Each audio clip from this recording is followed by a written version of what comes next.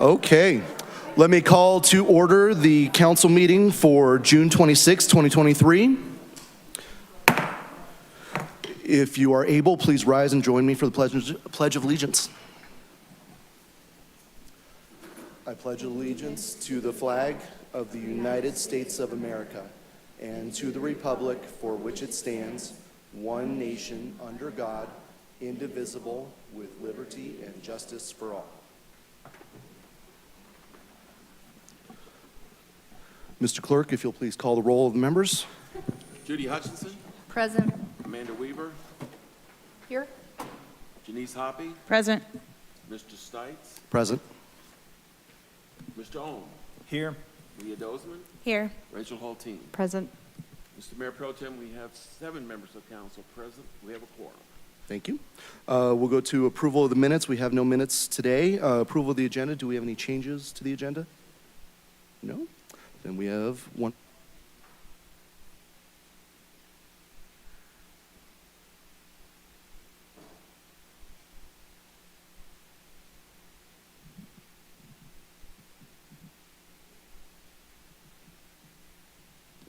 Is it on?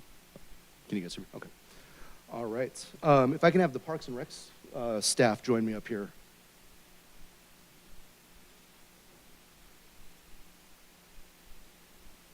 We got a good group this evening.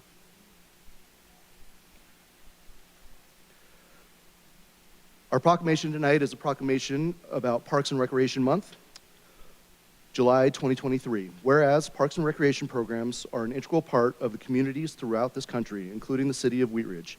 And whereas Parks and Recreation promotes health and wellness, improving the physical and mental health of people who live near parks. And whereas Parks and Recreation promote time spent in nature, which positively impacts mental health by increasing cognitive performance and well-being, and alleviating illness such as depression, attention deficit disorders, and Alzheimer's. And whereas Parks and Recreation encourage physical activities by providing space for popular sports, hiking trails, swimming pools, and many other activities designed to promote active lifestyles. And whereas Park and Recreation programming and education activities such as out-of-school time programming, youth sports, and environmental education are critical to childhood development. And whereas Parks and Recreation increase in a community's economic prosperity through increased property values, expansion of the local tax base, increased tourism, the attraction and retention of businesses, and crime reduction. And whereas Parks and Recreation are fundamental to the environmental well-being of our community. And whereas Parks and Recreation are essential for adaptable infrastructure and that makes our communities resilient in the face of natural disasters and climate change. And whereas our parks and natural recreation areas ensure the ecological beauty of our community and provide the place for children and adults to connect with nature and recreate outdoors.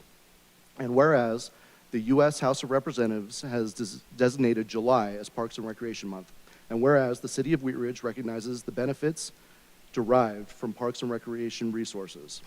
Now, there it be resolved, I, Corey Stites, Mayor Pro Tem of the city and Wheat Ridge City Council, do hereby proclaim July 23rd as Parks and Recreation Month in the city of Wheat Ridge. We're going to give this award or this proclamation to Karen O'Donnell and her staff. Do you have a few words? Thank you, Mayor Pro Tem Stites. I figured I could talk about, the various projects that we're working on from Prospect. We've completed Prospect Park Phase 2. We're approaching a Tabor Lake Trail project, and we have many, many, many others. But I decided not to do that. We could talk about our challenges, like lifeguard shortages, graffiti in the parks, but I decided not to do that. Our accomplishments, like our Colorado Lottery Starburst Award for Prospect Phase 1 and 2, or our Colorado Parks and Recreation Association Award for Regenerate Wheat Ridge, or the fact that we were selected as one of the 20 nationwide sites for a Leave No Trace Spotlight event, but I decided not to do that. I decided this time we were going to focus on the people. And I have a lot of wonderful people here today, and I will try and keep it brief, but I want to speak to each one of them. So Joe Beezer and Dominic Grine, if you can come up here real fast. I just want to point out these two, Dominic here and Joe. Dominic oversees the he's a parks operations supervisor on the east side of Wheat Ridge, and Joe is the parks operations supervisor on the west side of Wheat Ridge, and they also do it a lot to train and mentor all of our park maintenance employees to keep our parks looking amazing. So thank you guys. Michelle Richardson, come on up. Michelle is our recreation supervisor that oversees the Active Adult Center, our senior programs, our senior trips, services, various things like that. So if you haven't been to the Active Adult Center, please stop by. It's a wonderful facility, and Michelle and her team do such a great job.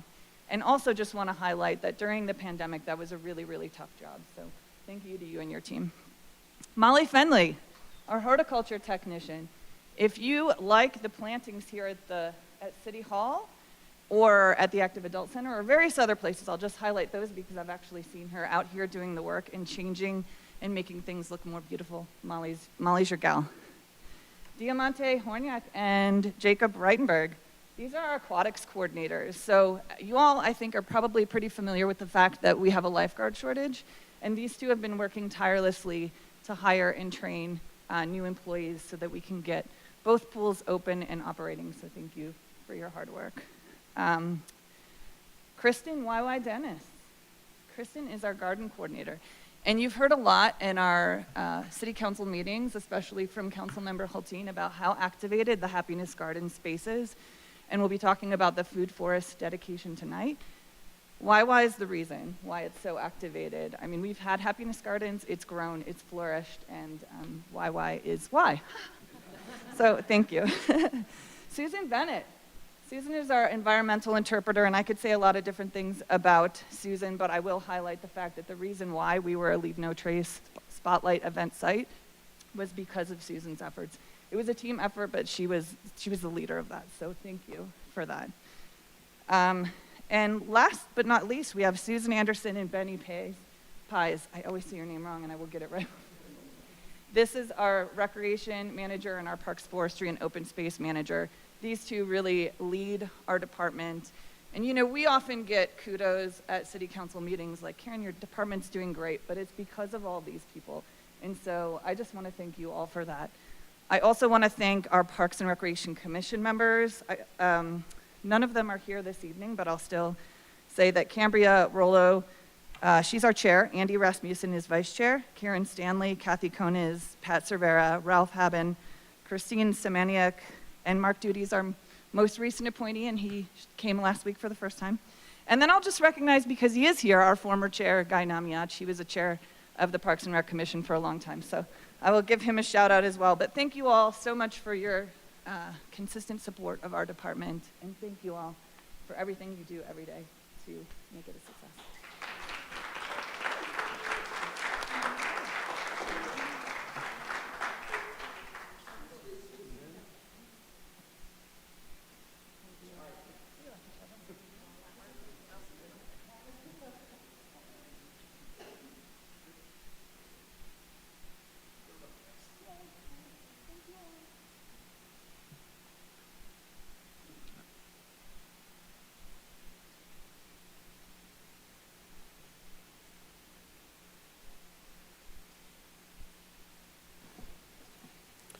All right. We'll go to our next agenda item here, public's right to speak. The public may speak on any matter not on the agenda for a maximum of 3 minutes under public's right to speak. You may speak when called for. It looks like we have a couple people here on the list. Right. Absolutely. Thank you. And then we will also take public comment on our special study session agenda items that we have coming up after this meeting, and we have a couple people on the agenda for that. So first up tonight, under public's right to speak, we have Lori Rosendahl.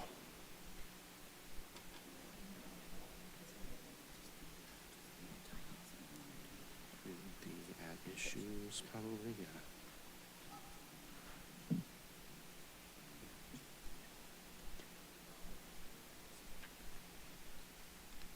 Okay. Hello, council members. Thank you so much for entertaining me. I apologize that last week we were not available to say thank you in person. I'm Lori. I am the CEO of Foothills Regional Housing. Our office is located right here in Wheat Ridge. And last week, you generously offered to help us fill a gap in purchasing a beautiful, brand-new, unoccupied property just next to Safeway off of Wadsworth. And unfortunately, we had technical problems and couldn't get on the phone to tell you thank you. So I'm here now. I wanted to make sure and tell you thank you and tell you how much I brag about Wheat Ridge, because you are the first city who has given cash to us buying a development of this sort or any sort. So you guys are groundbreaking in a lot of things you do, and you'll be considering some of those other things tonight. But I wanted to make sure and say thank you, and I wanted to offer you a tour. If you're interested in coming and seeing the new property, let us know. We haven't closed yet, but we don't foresee any issues in closing. We just got to bide our time and get all the pieces put together. But again, we're very grateful and wanted to say thank you. Thank you. Let's see, that is the only speaker I have signed up for Public's Right to Speak. Do we have anybody else that wants to come up and speak? Do we have anybody online? Okay. Then we will go to our Public's Right to Speak for our special study session. And first up, I have Amy Case.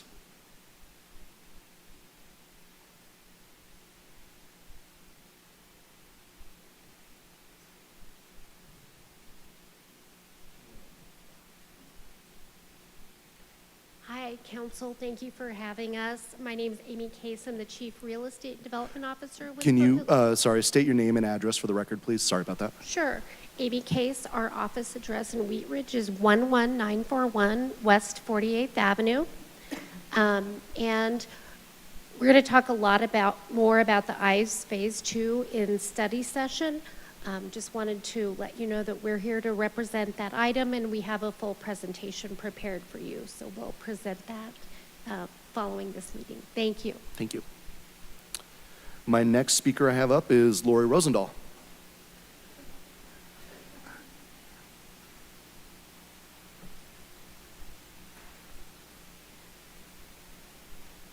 It's me again, and I told Patrick he'd be sick of seeing us by the end of the night. So thank you again for entertaining us, but I wanted to talk to you about your parking reduction issue that you will be deciding here soon. Really quick, Hold on. So that's an agenda item for the meeting. Have you signed up for the special study session agenda items? No. No. I Okay. thought that was a meeting, geez, we messed it all up. That's okay. We can have you come back up when that agenda item comes Fine. up. Okay. Thank you. Do we have any other speakers for our special study session? Online? No? Okay. Let's go to our consent agenda. Ms. Weaver. Thank you, Mr. Mayor Pro Tem. We have 3 agenda items tonight, and I will read each, the title and then the issue at hand, and then we will vote on all 3 motions. Is my understanding? Go ahead and read the title and then the issues. And the we'll issue. ask then we'll ask for a motion. For each one? For all 3. Okay, all right. All right, the first one is consent agenda item 1A. It's a motion to award a contract for the Recreation Center parking lot repair project to Sunland Asphalt and Construction LLC of Littleton, Colorado, and approve subsequent payments in the amount of $485,972 with a contingency amount of $48,500 for a total not to exceed the amount of $534,400.72. At issue, the Wheat Ridge Recreation Center opened in February 2020.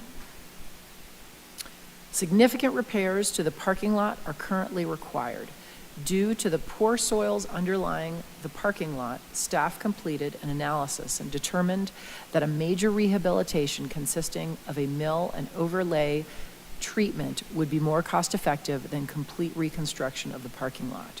One bid was received for this work in response to an invitation to bid. The bid was in line with the engineer's estimate for the work, therefore staff recommends awarding the contract to the lowest responsive bidder, Sunland Asphalt and Construction LLC of Littleton, Colorado, in the amount of $485,972 $48,000.72 plus a staffed managed contingency of $48,500 for a total not to exceed an amount of $534,472. Mr. Mayor Pro Tem, just clear.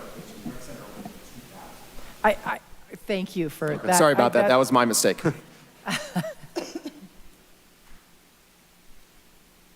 All right, we're moving on to consent agenda item 1B. This is resolution number 33-2023, a resolution approving an agreement with Denver Urban Gardens Incorporated associated with the Happiness Gardens Food Forest.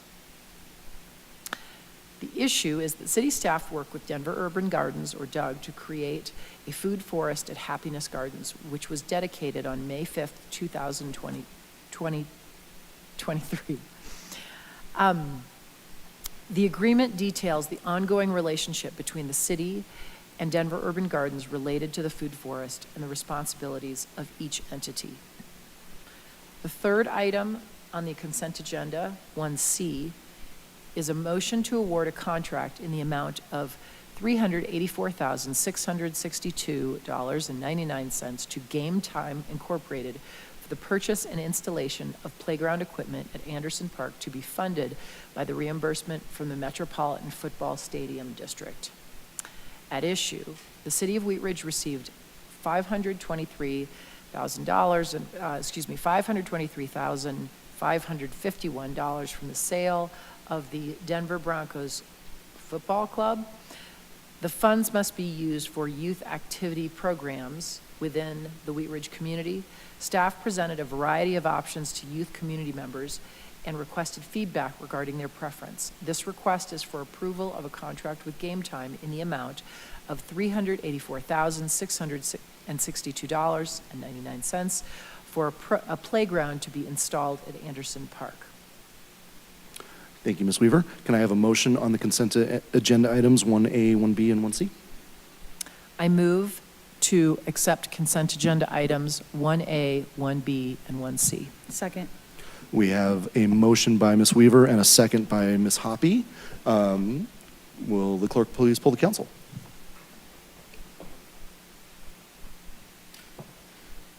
Mr. Mayor Pro Tem, the motion has passed 7-0. Excellent.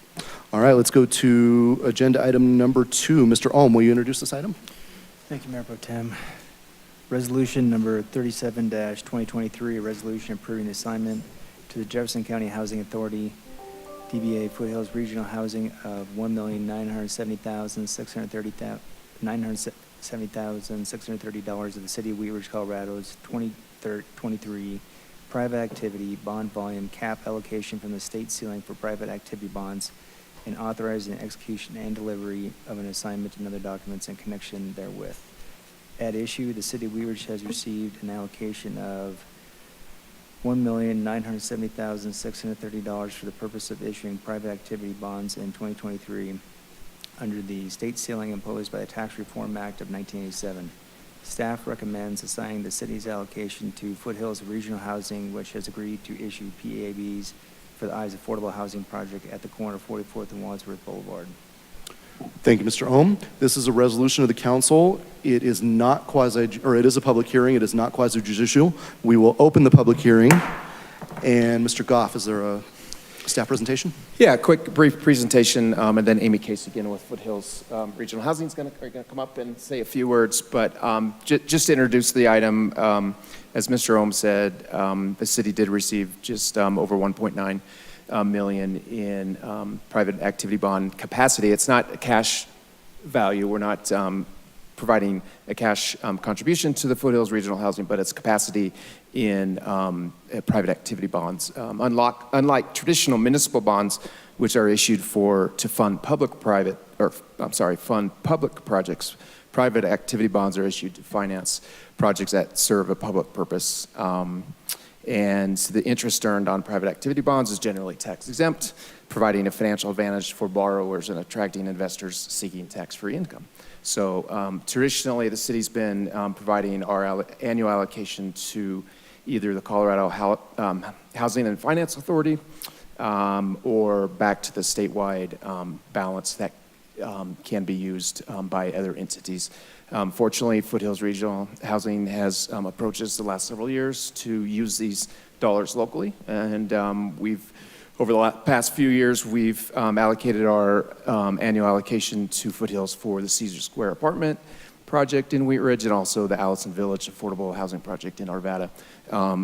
They are requesting our 2023 allocation for a different project. And Amy, do you want to come up and introduce that?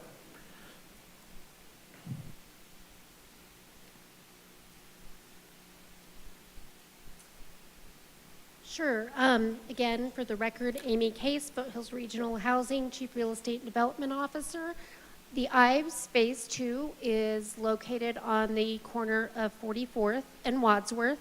Phase 1 is currently under construction, and the second phase of this sort of assemblage or kind of campus development will be approximately 97 units of affordable workforce housing. This is being developed with a slightly different financing structure than Phase 1 was developed with. Phase 1 had 9% low-income housing tax credits, which do not require a debt match with private activity bonds. The financing structure for the Ives Phase 2 is a 4% transaction that does require that match of private activity bond debt.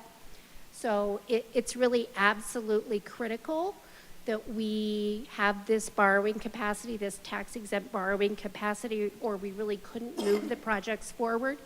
Additionally, this really gives us a competitive advantage when we bring bond cap from our own local jurisdiction. It's still a competitive application because we're also asking for state of Colorado affordable housing tax credits.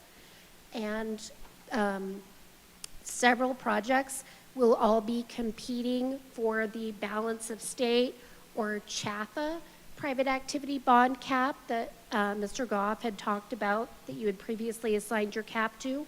When we can come in and we bring a project that we have all of our own bond cap assembled, we're much more competitive in that round for the 4% and affordable and Colorado tax credits. So it's very, very meaningful.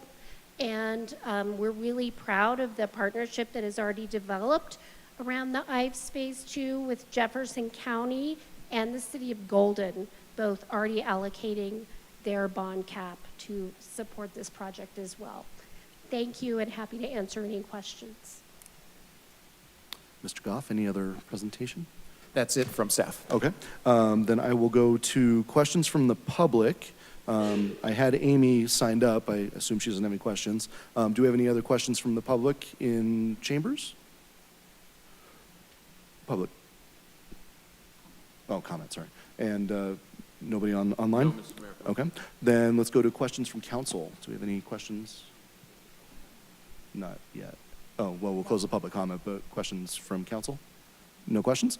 Then I will close the public hearing, and I will ask for a motion from Mr. Ohm. Thank you, Member Tim. I move to approve resolution number 37-2023, a resolution approving assignment to the Jefferson County Housing Authority, DBA Foothills Regional Housing of $1,970,630 of the City of Wheat Ridge, Colorado's 2023 private activity bond volume cap allocation from the state ceiling for private activity bonds, and authorizing the execution and delivery of an assignment and other documents in connection therewith. Second. We have a second by Ms. Hoppy. Do we have any comments from council? Ms. Holteen. Thank you, Mr. Mayor Pro Tem. I just want to express my excitement that we're able to do this. It's an interesting confluence of the Wadsworth project putting us in land ownership position to help partner and move this stuff forward. So I'm just really excited. A lot of this stuff is happening in District 2. And while we are suffering greatly under construction, we are also creating a lot of opportunities for people in our community to call Wheat Ridge home. So I'm just grateful for the partnership and the hard work by my colleagues on the dais and city staff to make this happen. Thank you, Foothills. Thank you, Councilor. Councilor Hoppy. Thank you, Mr. Mayor Pro Tem.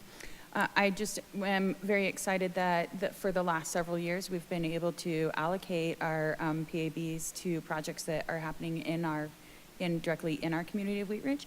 For many years, we would allocate ours, and those supported very important other projects in other communities, but we've been lucky enough to be able to see the realization in our community, and I'm really excited to support this. Thank you. Councilor Dozman. Thank you, Mayor Pro Tem Stites. I also wanted to express my gratitude for the partnership with Foothills Regional Housing. We were able to see firsthand what the private activity bonds could afford or go towards in our community with the Caesar Square project. And I'm really excited to continue to partner with you and see what else we can offer our community. So appreciate you. Thank you. Any other comments? I mean, I'll just say I agree with my colleagues. I think this is a great project. I think this is exactly where we want to be for starting our affordable housing journey in Wheat Ridge, and I think this is a good start to it. So, seeing no more comments, will the clerk please poll the council?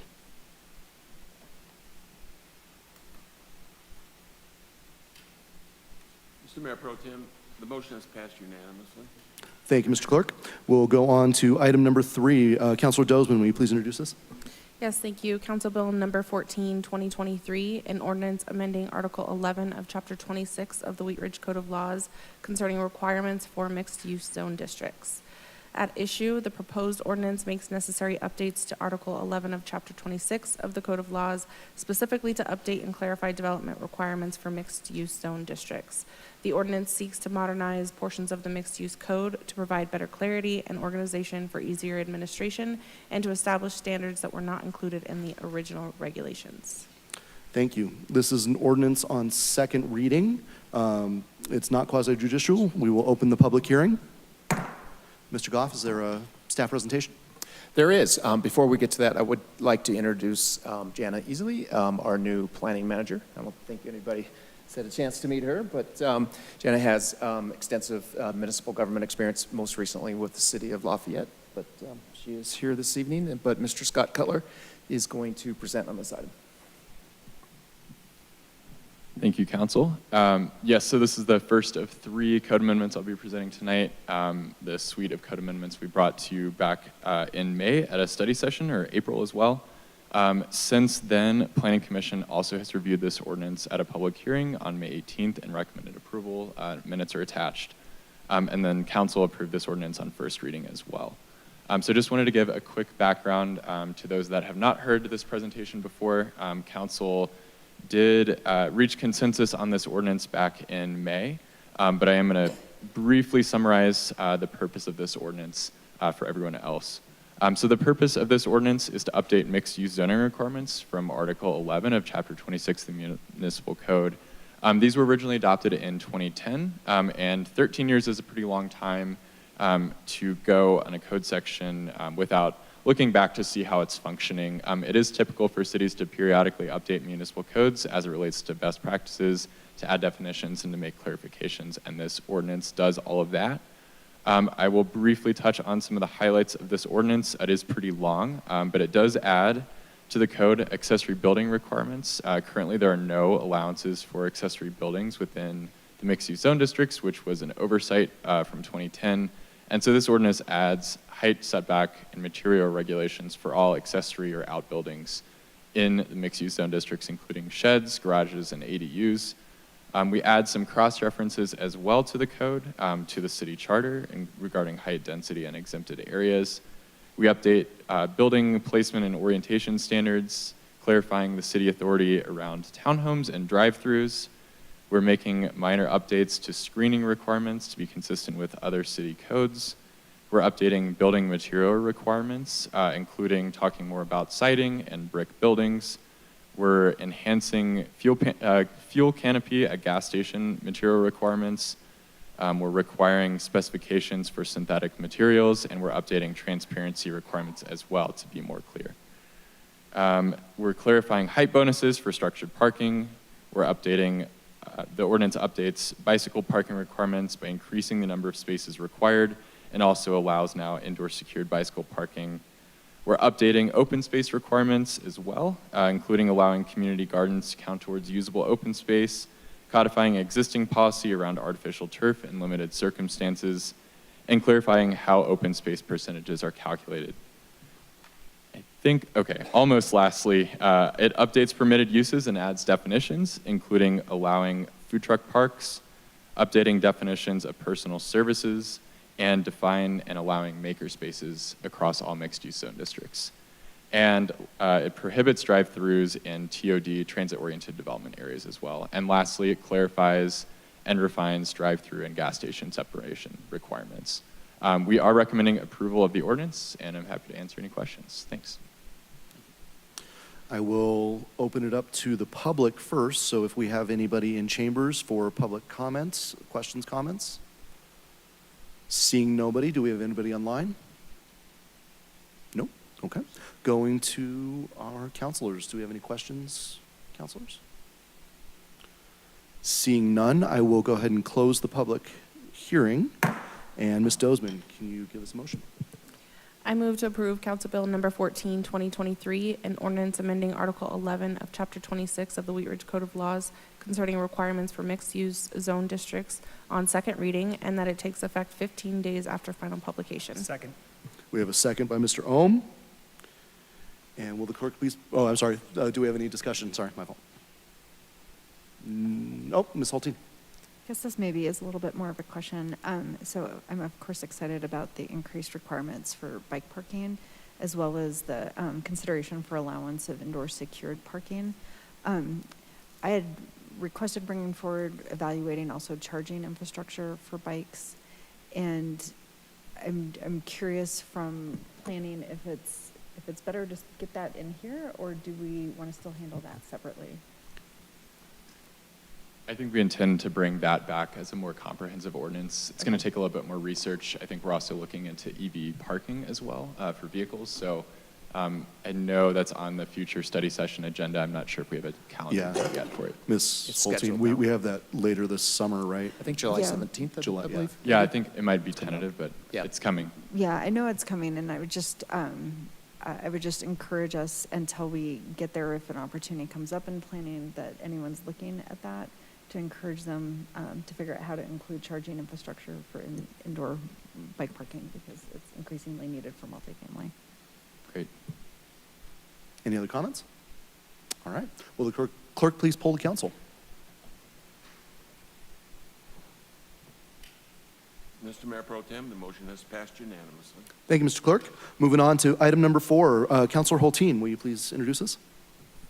Thank you, Mayor Pro Tem. I'd like to introduce Council Bill number 15, 2023, an ordinance amending Articles 5 and 11 of Chapter 26 of the Wheat Ridge Code of Laws concerning parking requirements for deed-restricted affordable housing and making conforming amendments therewith. At issue, the proposed ordinance reduces minimum parking requirements for deed-restricted affordable dwelling units in multi-unit residential zones and in mixed-use zones, including transit-oriented development areas. Thank you. This is an ordinance on second reading. It is not quasi-judicial. We will open the public hearing. Mr. Goff, is there a staff presentation? There is. Mr. Cutler is back. I am. Thanks, Council. Yes, so this ordinance reduces minimum parking requirements for deed-restricted affordable housing dwelling units. It was discussed at City Council at a study session on April 17th, and Council gave staff the consensus to proceed with a code amendment. Since then, the ordinance did go to Planning Commission at a public hearing on May 18th. Planning Commission did not reach consensus, and they actually recommended denial by a vote of 4-3. Some of the commissioners expressed concern about the proposed minimum requirements, and there just was not agreement. That was all included in your minutes, if you're curious about that. So we did slightly revise the ordinance since Planning Commission to take some of their comments into consideration, and I can describe that in just a minute. We did also receive 2 comments online in support of this ordinance. So the adopted affordable housing strategy describes a housing supportive code amendments, and one of those items was to reduce minimum parking requirements for deed-restricted affordable housing as a potential action item. This would help address the cost of developing affordable housing in Wheat Ridge, just because parking is very expensive and takes away from land that could potentially go towards additional dwelling units or additional affordable dwelling units. The proposed ordinance still proposes to reduce minimum parking requirements for deed-restricted affordable dwelling units. and they don't affect parking requirements for market rate housing. This is specifically for deed-restricted affordable housing, as discussed at the study session. And the ordinance takes a three-tiered approach to reducing parking requirements. So we've got the largest reduction for deed-restricted affordable housing in transit-oriented development areas. Then we've got regular mixed-use zone districts, and then multi-unit projects within the R3 zone district, where we know some of our existing affordable housing projects are. The proposed requirements do reduce by about half the required number of parking spaces. These are both based on research and study sessions and conversations with Foothills and other housing providers. Planning Commission did take some issue with the minimum parking requirements that we proposed. And at the time, we had also proposed reducing the maximum to actually prevent an excess of parking spaces from being built. Those have since been removed from the ordinance, so now we're only looking at reducing the minimum parking but retaining the maximum. That will actually allow for a wider range of flexibility. So, for example, a regular mixed-use project could build between 0.5 spaces to 2.5 spaces of parking per unit. Currently, the requirement is 1 space per unit, so there's still the opportunity for reduction, but there's a wider range. Affordable housing providers, including Foothills Regional Housing, are the experts on this, and they best understand the parking needs for residents and staff, and therefore this ordinance is designed to be as flexible as possible. I am available to answer questions, as I'm sure you'll have some, and thank you. Thank you, Mr. Cutler. Before I go to questions from council, I do have a couple people signed up for public comments. First up, I have Lori Rosendahl. If you can state your name and address for the record.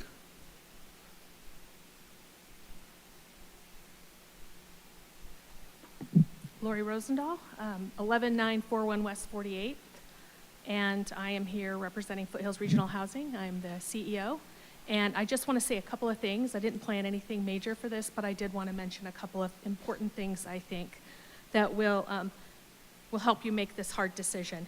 One is marketability. Our properties still have to be marketable, so giving us the flexibility of 0.5 all the way up to 2.5 or 2 or whatever the range was, I'm sorry I missed it, but that provides us with the ability to answer our investors.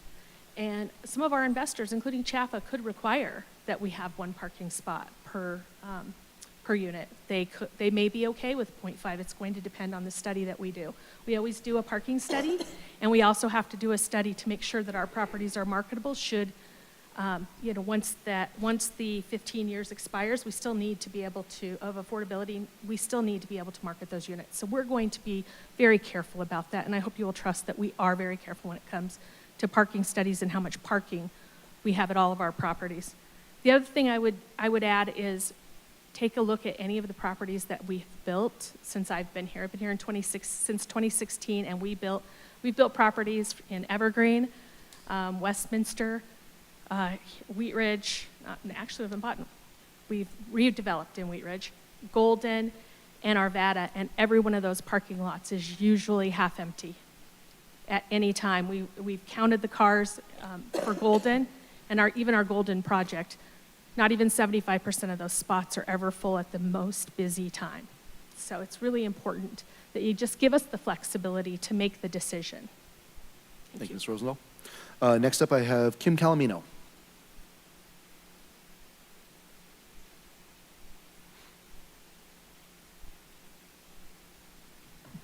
Good evening, Mayor Pro Tem, council members. Thanks for the opportunity to speak. Kim Calamino, 4070 Dover Street, Wheat Ridge. I am in support of your ordinance that you're considering on reducing parking requirements. I'm going to read my remarks because I'm a little bit rusty. You haven't seen me for a while.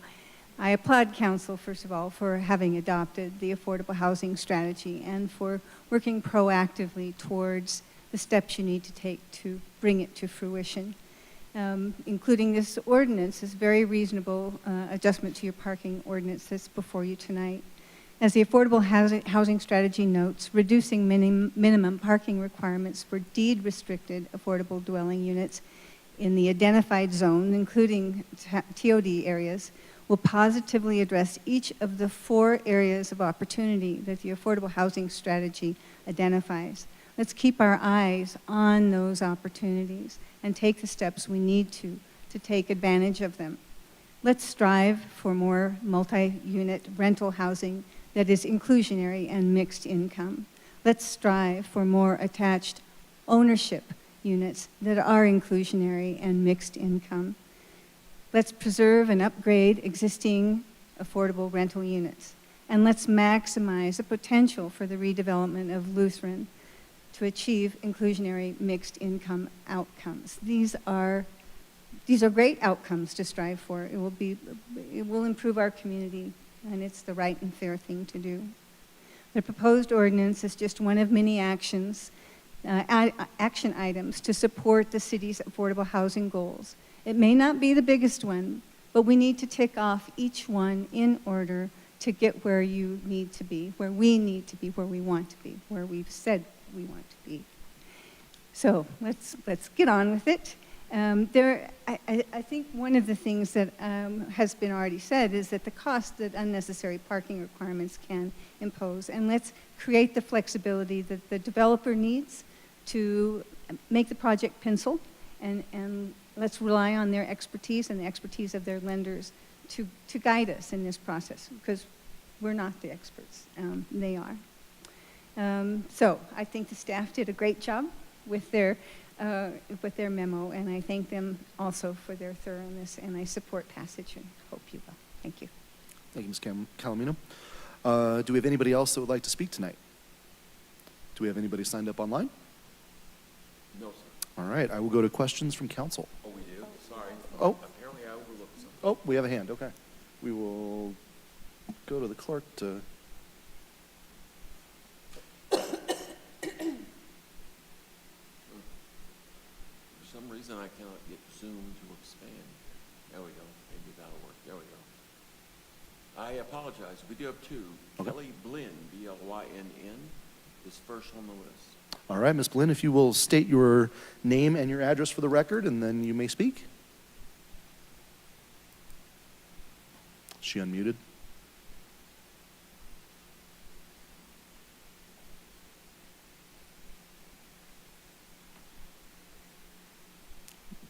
Ms. Blinn? She's still there? She is.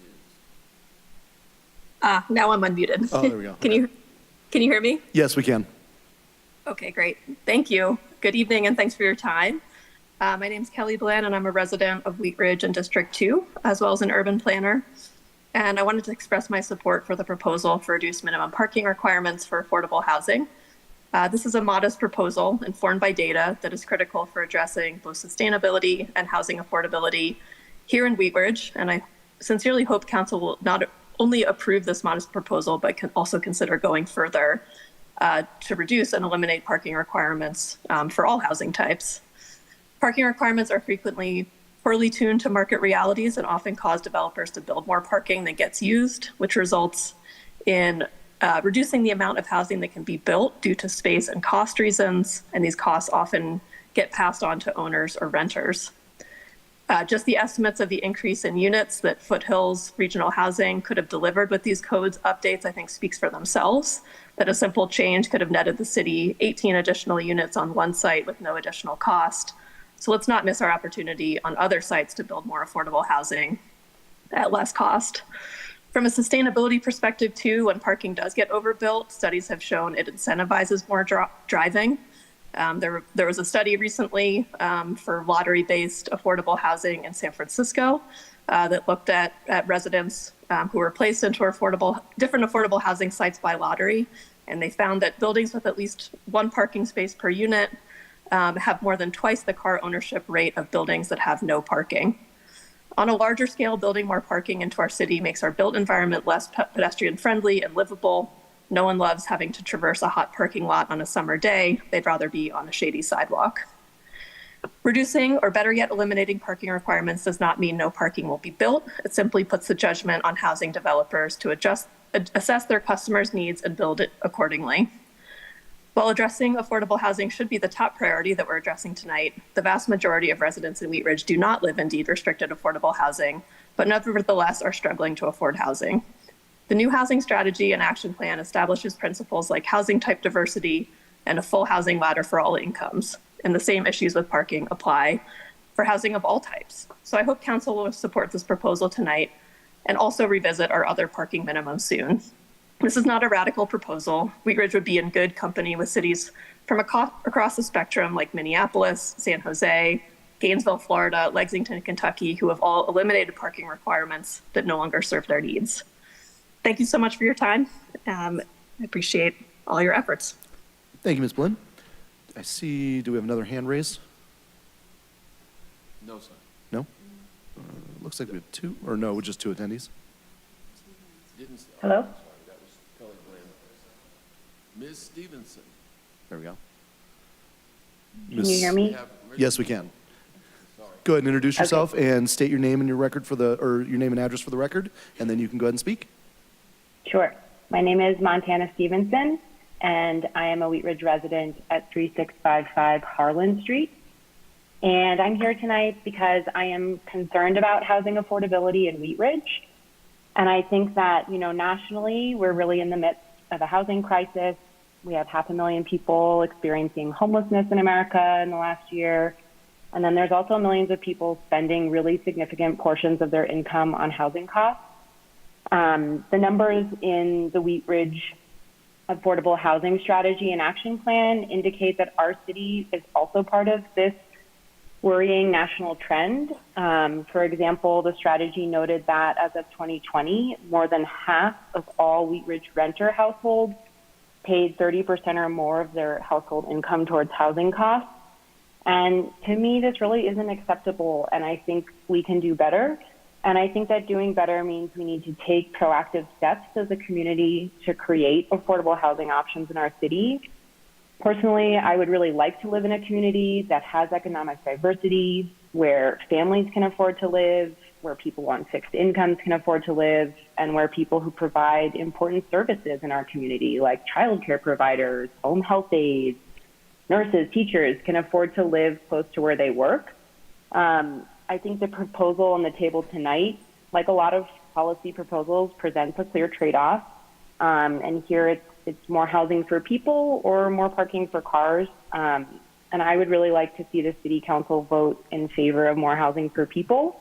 I think at this time, we really need to remove barriers to the creation of more affordable housing for people, and that really should be our priority.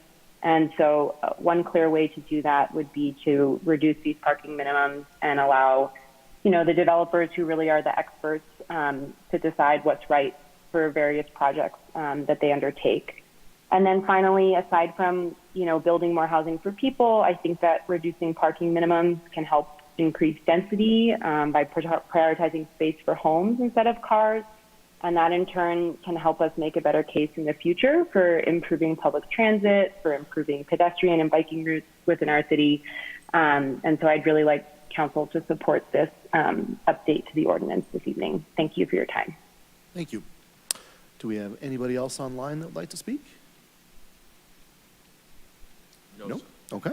Seeing nobody else from the public that would like to speak, I will open up to questions from council. No questions from council. Okay. I will close the public hearing and ask Ms. Hulteen for a motion. Thank you, Mr. Mayor Pro Tem. I move to approve Council Bill number 15, 2023, an ordinance amending Articles 5 and 11 of Chapter 26 of the Wheat Ridge Code of Laws concerning parking requirements for deed-restricted affordable housing and making conforming amendments therewith on second reading, and that it takes effect 15 days after final publication. Second. We have a second by Ms. Hoppy. Do we have comments? Councilor Hoppy. Thank you, Mr. Mayor Pro Tem. Not only do we have an affordable housing strategy, but we've been asked by our community to address affordable housing, and we've heard that through several of our citizen surveys, through direct comment to us as council members, and through through What's Up Wheat Ridge. And so this is a small but meaningful way to support the growth of attainable housing in our community, and I think that it's important that we take the small steps to be able to have these areas created in our house, in our community, and I agree that we should be making more room for housing. This will allow a multitude of more units, and that's what we need to be able to have attainable housing and to be able to have a diverse community. And so I will be supporting this. Thank you, Ms. Hoppy. Councilor Weaver. Thank you, Mayor Pro Tem, and thank you, Ms. Hoppy, for your comments. I just also will be supporting this, and I just really appreciate the callers that called in tonight and the people that have spoke, because I think it just, it's important to have data-backed decision-making, and I just really appreciate all of the experts that are in the room tonight. So thank you for coming in and speaking, and thank you for speaking online, if that's where you came and spoke from. Thank you. Councilor Hulteen. Thank you, Mr. Mayor Pro Tem. Just ditto to what's been previously said, but I will just reiterate, I mean, we did adopt an affordable housing strategy, and it's an action plan, and we're taking, I mean, I don't know, if there's some sort of national record for adopting a plan and implementing to this scale, especially for a city of our size, like, I'm just really proud of that, and this is a really meaningful way, and it's based on data. Like, we're hearing from Foothills, this is actual parking utilization rates, and one of the things I know through my work is that in Colorado, 15% of households with 2 or more people only have 1 car, and a household is 2.52 people in Colorado. So when you look at the household level, and 5% of households have no cars. So when you look at it at the household level, what we really know is that people who are experiencing cost burden through housing, like, are actually not, a lot of them don't have a second car, and everyone in the house has a destination. And because we're looking at making this work well on our transit lines, and we're looking at putting housing on our corridors where they have access to transit, it's really a holistic solution. So we know both from Foothills data and from our census data that a lot of our households are not two-car households. And you know, if they do have 2 cars, we do have streets. I know it's a little controversial, but streets are public right-of-ways, and if people end up having to park in the street occasionally, that's part of, you know, the commons and civic life. In my neighborhood, oh my gosh, I'm forgetting the name of it. What is the name of the development on Yarrow Street? The Yarrow Gardens? Anyway, the townhouse development. Patrick, what's the name of it? Yeah. Oh, No, not Judy, like the in my one on- neighborhood, over by Happiness Gardens. Oh. Why am I forgetting the name of Yarrow it? Gardens. Westridge. The Thrive? No. Yarrow Gardens? Yeah. Yep. No, anyway. Yeah. The townhouse development that everybody was like really freaked out was gonna have all of this like parking spilling out into the community. I walk by there twice a day, and there's almost rarely ever a single car like parked on the street. So I think this is a great way to encourage developers to, you know, use the flexibility they need for a product that is going to meet our community's needs, and we've identified the affordable housing. So very much in support, and looking forward to seeing it utilized. Thank you, Councilor Hulteen. Let's go to Councilor Dozman.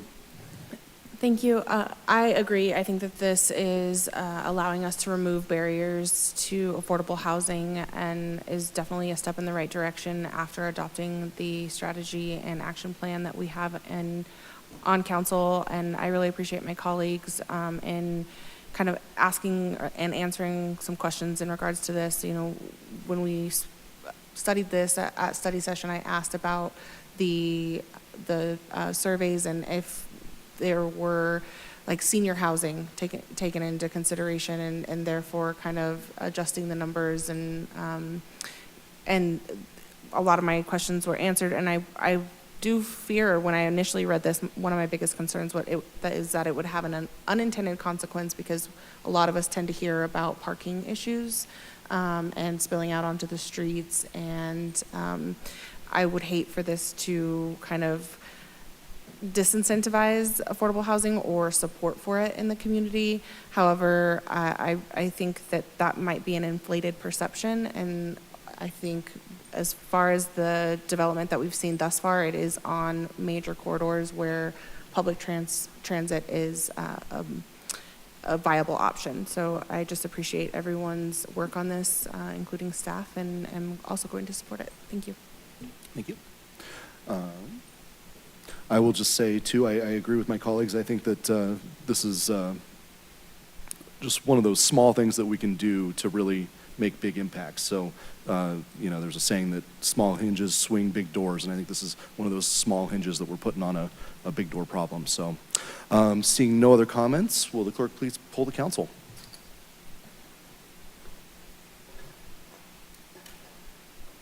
Mr. Mayor Pro Tem, the motion is passed unanimously. Thank you, Mr. Clerk. Going to item number 5, Councilor Hoppy, will you please introduce this? Thank you, Mr. Mayor Pro Tem. Council Bill number 16-2023, an ordinance amending Articles 1 and 2 of Chapter 26 of the Wheat Ridge Code of Laws concerning definitions and regulations for child care facilities and making conforming amendments therewith. At issue, the proposed ordinance allows daycare centers in neighborhood commercial NC and restricted commercial RC zone districts, updates the code to align with state regulations, provides cross-reference in the zone district use chart for home-based daycare, which are allowed as a home occupation, and permits daycare centers at institutional properties in residential and agricultural zone districts. The ordinance is intending to reduce barriers to opening new child care facilities in Wheat Ridge. Thank you, Councilor Hoppy. This is an ordinance on second reading. It is not quasi-judicial. I will open the public hearing. And Mr. Goff, do we have a staff presentation? We do. One more time, Mr. Cutler. Thanks again. Yes, so this ordinance was discussed with City Council at a study session on April 17th. Council provided consensus for staff to proceed with the code amendment. This ordinance was presented at Planning Commission on May 18th, and they recommended approval of the ordinance.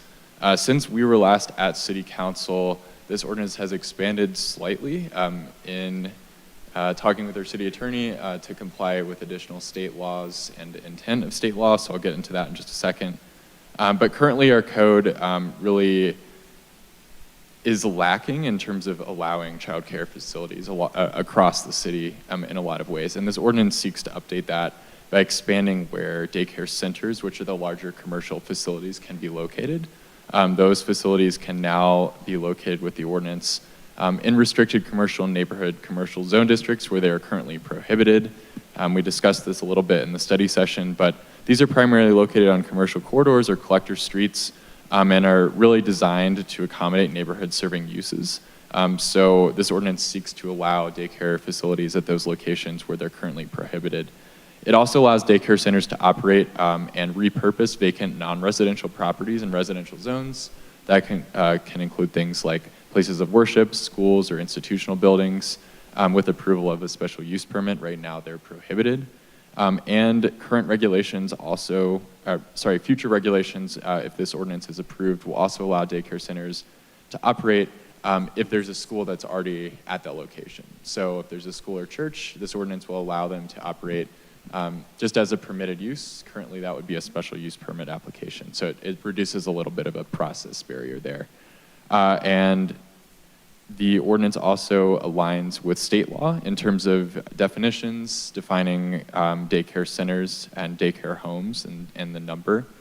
And the addition to the ordinance at kind of the last minute here was in 2021, the state legislature approved House Bill 21-1222, which identified the shortage of child care facilities as a matter of statewide interest. And that bill established that home-based child care facilities must be permitted as a use by right in all residential zone districts. Right now, the city currently allows small home-based daycares up to 6 children, but we require a special use permit for large home-based daycares up to 12 children in some of the zone districts, the R1 and R2 series. And this ordinance will modify the use chart and home occupation regulations to allow up to 12 children in home-based daycare pursuant to state law.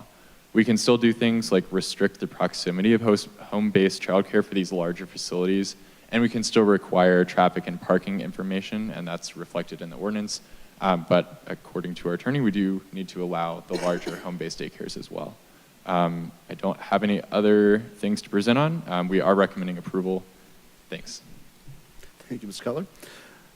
I will open it up to public comment. I have nobody signed up to speak. Do we have anybody in chambers that would like to come in up to speak?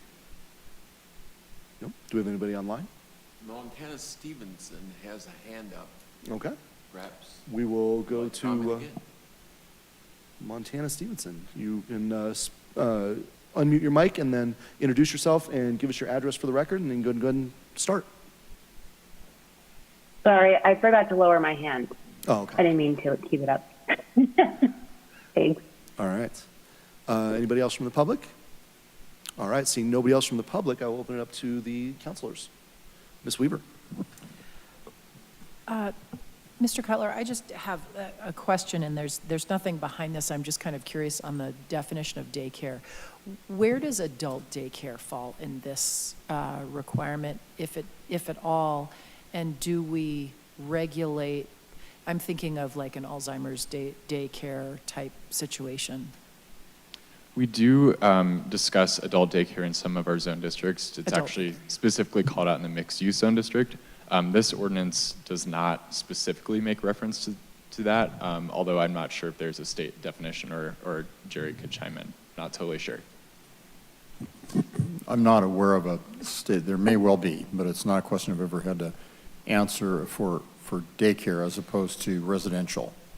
If it was, day and night residential care, so not just bringing the person there during the day. No, I'm talking about Daycare. daycare. Okay, Truly daycare. Yeah. I was just curious if, Right. do we have restriction on adult Yeah. daycare as opposed to child daycare? No, I mean, we treat child daycare specifically. Okay. So adult daycare would be, if not a use listed, a specific use listed, then it wouldn't be permitted. It certainly doesn't carry with it the protections of the statute that Mr. Cutler was mentioning. There's nothing wrong with, and the city would have all authority to decide to engage in that arena and say, here's where adult daycare is allowed and here's where it isn't. Okay. I haven't had the chance to look at the code to see if there's another definition that could be extended to apply to that. I just don't know right offhand. Okay. Yeah, I was just- unfortunately, I don't have the code in front of me either. I know it's referenced in some sections of our code. I know, for example, the mixed-use section, it's daycare, comma, child and adult, and it's a permitted use in mixed-use zones, but as far as the rest of the city, I'm not sure. There may be a line item in the use chart, but that was not the focus of this ordinance. I realize we're trying to address the issue of child daycare with this ordinance. I'm just wondering if, since daycare is also the same concept, if we should be considering adult as well in this, even though that's are they more similar or are they more different? Or are we going to be revisiting this at some point when adult daycare is a need that we might have to expand? I'm just asking the question. I think I'd suggest that, the public policy issues around adult daycare, I think, are probably significantly different than child care, where you're dealing with typically younger parents who need to work, and just that whole set of needs around child care. I'm not saying at all that there aren't equally compelling needs for the caregivers for adults, but I suspect that the policy considerations are different enough that they should be, addressed, separately if council has interest in that. And we do allow things, I mean, there are a lot of permitted uses that fall kind of under the institutional category, including outpatient medical, things like that. So I think to some extent our bases are already covered on that. Okay. But I don't have the code in front of me to know where it's not allowed. All right, thank you. Councilor Hoppy? Thank you, Mayor Pro Tem. Well, and this code specifically calls out up to 16 years old, and so it's 16 and under is covered in this code. Okay. Any other questions from council? No. I will close the public hearing and ask Ms. Hoppy for a motion. I move to approve Council Bill number 16-2023, an ordinance amending Articles 1 and 2 of Chapter 26 of the Wheatley Ridge Code of Laws concerning definitions and regulations for child care facilities, and making conforming amendments therewith on second reading, and that it takes effect 15 days after final publication. Second. We have a second by Councilor Hutchinson. Is there discussion on the motion? Seeing none, will the clerk please poll the council?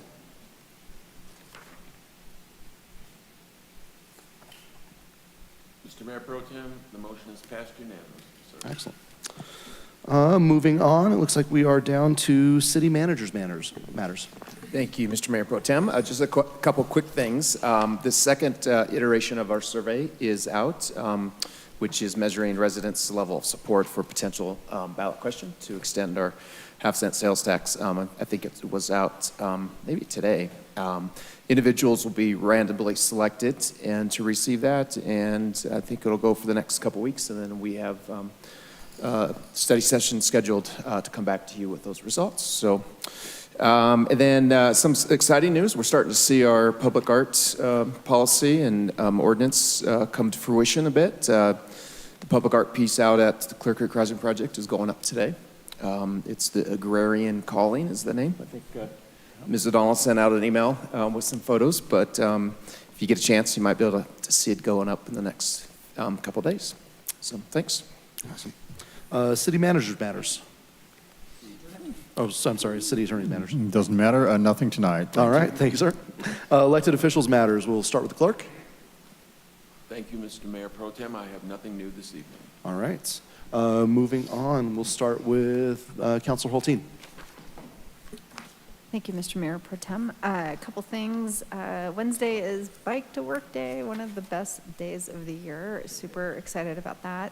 I believe there is a party in the afternoon at iPie for folks who want to ride their bikes on over there for some fine pizza in District 2. And then also starting on July 1st, it is 2 months of fare-free transit throughout the RTD region. Last year, it was just for the month of August, and the legislature extended it to be 2 months. So from July 1st through August 31st, you can jump on a train or a bus and go for free wherever your heart desires. And I oftentimes take the 44 to go downtown. But recently, I actually rode my bike up to the Old Town rail station and just rolled my bike onto the train at Old Town Arvada, and the bike racks were full. There were so many bikes already on the train. And I rode the train to Union Station, and then I actually had to go out to Stapleton. So I got on the A line with my bike out to Stapleton. And then I actually rode my bike home. But so you can put your bike on the train and go places. So I encourage everyone to have some adventures and take advantage of not driving your car. The reason we get it is for air quality reasons. And air quality, I don't know about you guys, but I'm getting text alerts almost every day right now about air quality. So opt on the bus to clean the air up. Thank you. And ride your bike on Wednesday for Bike to Work Day. Thank you. Let's go on. Councilor Dozman. Thank you. I wanted to extend appreciation and kudos to Paige Piper and her team at Local Works for putting on a wonderful Ridge Fest this last Saturday. My kids and I had a wonderful time, and it was a great turnout. Weather was perfect. The cornhole tournament was a great addition. A couple friends of mine that I went to school with actually ended up taking the cake, or the smoker home. So congratulations to them. And also wanted to extend a thank you to Melinda Stewart from Sweet Ridge Studios and her team as well. My younger son really enjoyed a summer art camp this last week, and really gave him something to do. So we really appreciate those opportunities in our community. Sweet Ridge Studios has a lot more camps coming up at into July and August. So check out their website and get your kiddos signed up. And along with some of the events that are happening this upcoming week, the farmers market at Wheat Ridge Poultry and Meats on Wednesday is again this Wednesday, June 28th from 5 to 7 p.m. And then we also have a Yoga on the Green on Wednesday, the 28th as well, so from 5:30 to 7:30 p.m. So if you're able to check one or both of those out, they're great events and great way to meet people and get involved in the community. So thank you. Thank you. Councilor Ohm. Thank you, Mayor Pro Tem. On June 15th, I was a mystery reader for reading books at the Stevens Elementary with the mayor, and it was put on by Local Works, Jeffco Library, and the Stevens School. And I was lucky that I had two little nieces that attended that also go to the school, so I was able to read some books to them. And I just want to thank staff and my fellow council members for considering issues that are important to our community as they impact our daily lives. We do a lot of stuff. On council, I have a lot of different conversations with constituents, and I really appreciate, and they do too, that, we all have really good discussions and that we're able to, keep moving forward as a community. Thank you. Thank you. Councilor Hutchinson. Thank you, Mayor Pro Tem. My granddaughter and myself went into Mercedes Burrito Restaurant next to Wheat Ridge Cyclery and had great burritos, and I do hope that they stay. There was a question about that, so that's a good thing. And also, I am grateful for the tour today at the Intermountain Hospital. Been very curious about what it was going to be. It's a lot of windows, but it's great that they're being innovative and thinking ahead, so it's a good thing, and they'll have a lot of parking. So, thank you. Councilor Weaver. Thank you, Mayor Pro Tem. This Friday at Lewis Meadows, the goats will be back eating weeds. And so if anyone would like to come meet the goats, and we will also be doing a Regenerate Wheat Ridge on using farm ruminants as weed eaters and soil regenerative. They're working for Parks and Rec for the city. How's that? Join us at Lewis Meadows Park. The goats should be there around 10 a.m.-ish. And so I'll be there to answer questions, as will some other Park and Rec folks. And I hear that Mr. Stites also may be there, because I like to put him in charge of Willie Nelson, I love Willie Nelson. the buck. He's the Yeah, best. you guys are buddies. So thank you, and I'd love to see anyone from the city, and especially from District 3, out on Friday afternoon in Los Meadows. Thank you, Ms. Weaver. Looking forward to it. Councilor Hoppy. Thank you, Mayor Pro Tem. Yeah, I also was mighty impressed with the tour at Intermountain Health today. One of the things that is exciting about, we get the question of why did we have to build a new hospital from the ground up? And one of the things that's exciting about this hospital is that they are able to turn a lot of their rooms into trauma rooms in case we come into any major, lessons learned from the pandemic, basically. They also have a whole wing that they can isolate, so it's like a hospital within a hospital, which is pretty cool. If you find yourself in the unfortunate need to be in that hospital at some point, though, you want to definitely be on the west side on the 6th floor, because the view is amazing from there. So. You can get a room next to Ms. Hoppy's in mine, because I'm going to be there too, just hang out. I'm going to get a suite. Appreciate it. Yeah, I enjoyed the hospital tour today as well. I think that Intermountain is building a beautiful, long-lasting legacy here in the community, so we appreciate what they're doing. It did remind me too, though, that one of the first questions that I get from District 3 residents specifically about the hospital isn't about the new hospital, it's about the old one, what's going to happen at the Legacy campus. So just a reminder that at the moment, not much is happening other than hospital stuff. But if you're looking for the future, whatsupwheatridge.com is probably the best place to kind of keep tabs on what's going on there. So just make sure that if you're in the community and you're looking for pretty much anything that's going on in the city of Wheat Ridge, whatsupwheatridge.com is the place to look. I want to thank Guy Namiash, I'm not sure if he's still here, for putting on Art on the Farm on Saturday. It's always a treat in my neighborhood especially, but everybody loves to get to go back and see the art, hear the music, all that stuff. So usually it's the last Saturday, I believe, of the month. So there'll be one coming up in July. I do want to thank Local Works and Paige Piper for an amazing Ridge Fest the other day. My kids had a blast. My business, Personal Achievement Martial Arts, we have a booth there every year. It's always a great turnout for us, so we really appreciate all the work that they do.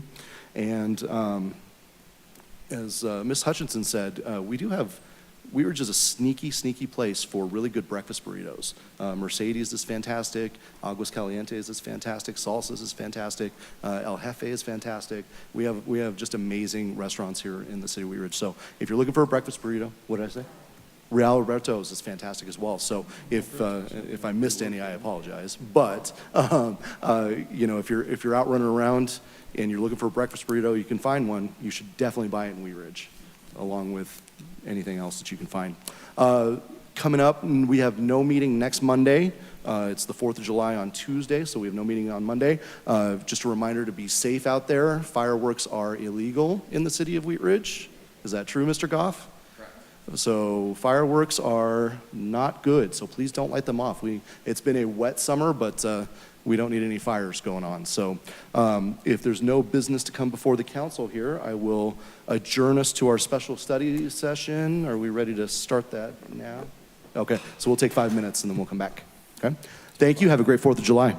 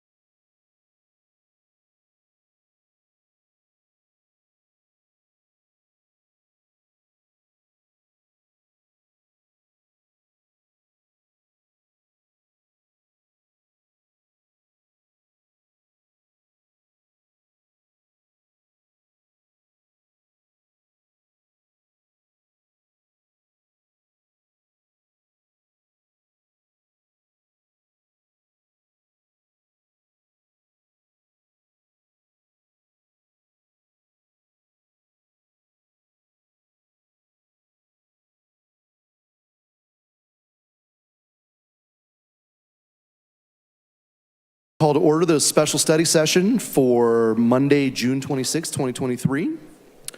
We have two agenda items on the agenda tonight. We have the Ives Affordable Housing Project Phase 2, and we have membership of in the Urban Renewal Authority.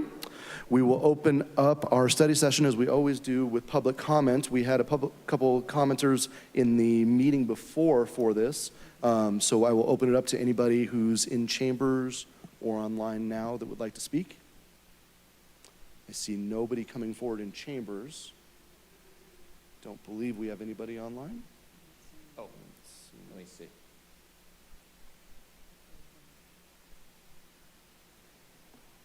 Nope, don't see anybody. Okay. Then we will go to agenda item number 1. Mr. Goff?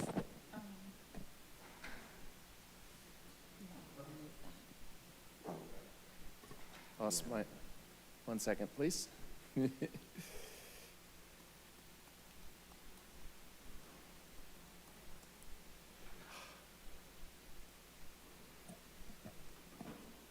pull up my notes, my computer froze. Okay, thank you, Mayor Pro Tem Stites. So this evening, we are here to talk more about the Ives Affordable Housing Project that you heard a little bit about earlier from Foothills Regional Housing. So they're here to give a bigger presentation. So as you all know, I believe, the city did purchase some property for the Wadsworth, Improve Wadsworth project. One of those properties was the Bank of the West, which is on the northeast corner of 44th and Wadsworth. The city is in ownership of that structure and that property. It was needed for right-of-way for the Wadsworth project, but just a certain portion of the right-of-way was needed for the project. There's a remnant that is still available. Foothills Regional Housing talked about phase 2 of their development of the Ives project, and they are here this evening to request that the city contribute the Bank of the West property for this project. We also talked a lot this evening about our affordable housing strategy and action plan, and one of the primary recommendations is that in that plan was to support public, private, and nonprofit organizations developing affordable housing in the city and to provide material support through subsidies such as land. And this is essentially a land banking opportunity that the city has in its control to help participate in an affordable housing project. So again, I'll turn it over to Amy Case, and she has a presentation here on phase 2 and the requests for the city. Amy? Thank you, Mr. Goff, and council, thank you for having us back again. I don't know if I need to restate my name for the record, Amy Case.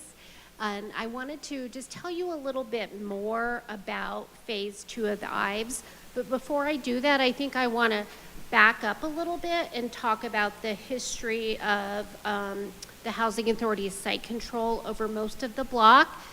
We used to have our office at the 7490 building, which is up against the north side of these parcels. And we had our headquarters there, and now you have some of your staff occupying that building, but that is owned by the Housing Authority. We purchased the old Pep Boys site, so we have control of that site. We purchased a retail building right on the corner of 45th and Wadsworth that has a commercial tenant in it now. But really sort of the missing piece of our control over that block and really being able to do it justice in terms of master planning is the bank building site.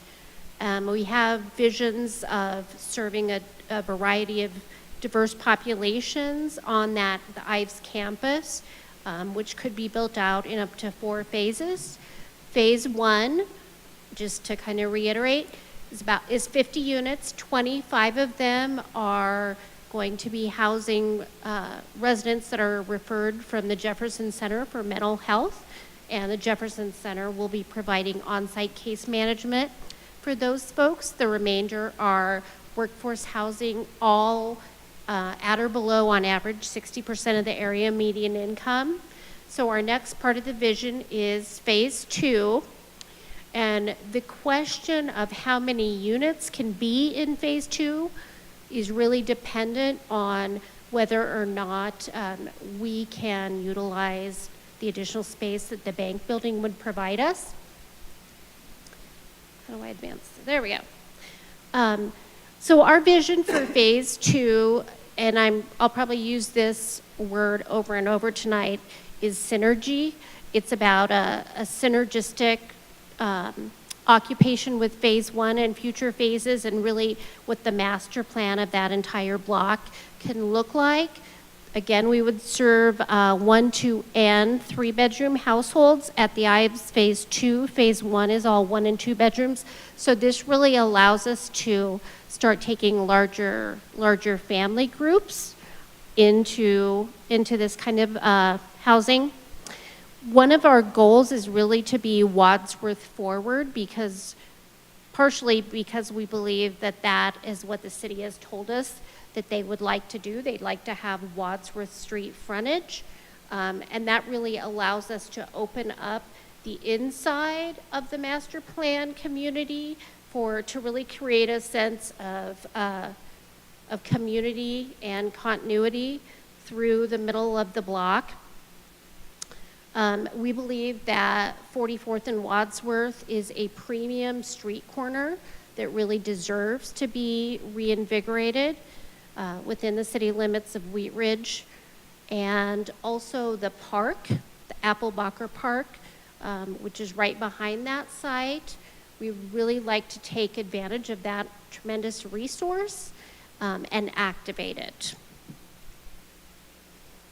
So this really kind of goes for all of our properties that we develop, but I want to assure you that we always develop very high quality units, not only for the benefit of those community members that are going to be living in those units, but we are making 50-year affordability commitments to these projects. So it's very important to us that the design and the materials and the features are durable and they are efficient to operate and lower cost to maintain. So we do believe we will be able to produce a very high quality product for you on that corner. There's a lot of synergy with the meeting spaces, the community spaces and case management spaces at the Ives 1. We believe that our service providers can use those Ives spaces to serve some of the residents who might be living at the Ives 2 who have similar needs for services. And then the 4097 Vance project that you all so generously supported is really located just a couple of blocks from the Ives campus. So we know we have some efficiencies by sort of centralizing staff in that area because it's so convenient. Not, with another property. Of course, there's synergy operating within the Ives phases itself. So this is kind of an overview of our initial concept for the corner of 44th and Wadsworth, if we are able to utilize the bank site for development. What I want to point out is the facade, the street-facing facade along Wadsworth, also along 44th. So really, the views will be very activated by the structure traversing north up Wadsworth. And the sort of brown kind of at the top, I guess I'd call that sort of a tan color. So that is community and amenity space in our initial concept plan. And what we also feel like we could do is the portion of that community space that is facing Wadsworth and the north. Our goal is to give that a sort of a commercial or sort of a commercial or a retail or a business sort of facade, even though that's not the use of it.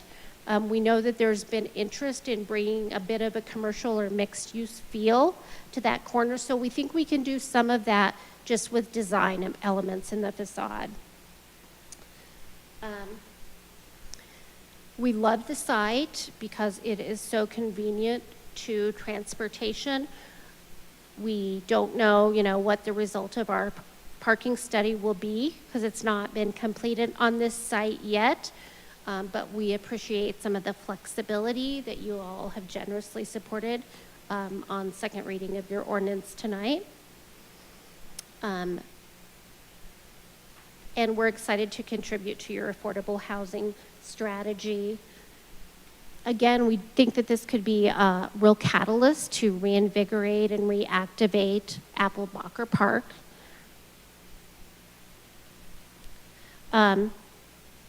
Talking a little bit about our options without this parcel, current estimates, we think we can develop probably at least 18, 20 less units. And we don't think we can provide the Wadsworth frontage to the level that we think the site deserves. Much more parking would have to be along the middle, the shared streets that would cut north, south, sort of through the middle of the block between 44th and 45th. We'd have to park that pretty more intensively rather than being able to provide sort of a greener streetscape neighborhood experience through the middle of the site. The general conditions that we're experiencing as part of our costs of development, we believe will be much higher because we would have to more immediately demolish the Pep Boys site, which has been able to serve as a construction on-site construction management office for the IVES Phase 1 right now. And it could probably continue doing that through the completion of Phase 2. If we have to demolish the Pep Boys building immediately, that's going to add some additional general conditions costs to our bid. Also, the way the site is able to, the way we've laid it out, we do have an opportunity with the additional space, just the additional surface square footage, that we think we can also provide a little bit of green space along Wadsworth too, as well, kind of looking back straight into Phase 1. And we won't have any opportunity for green space. We'll probably just have parking along Wadsworth without the additional of the bank parcel.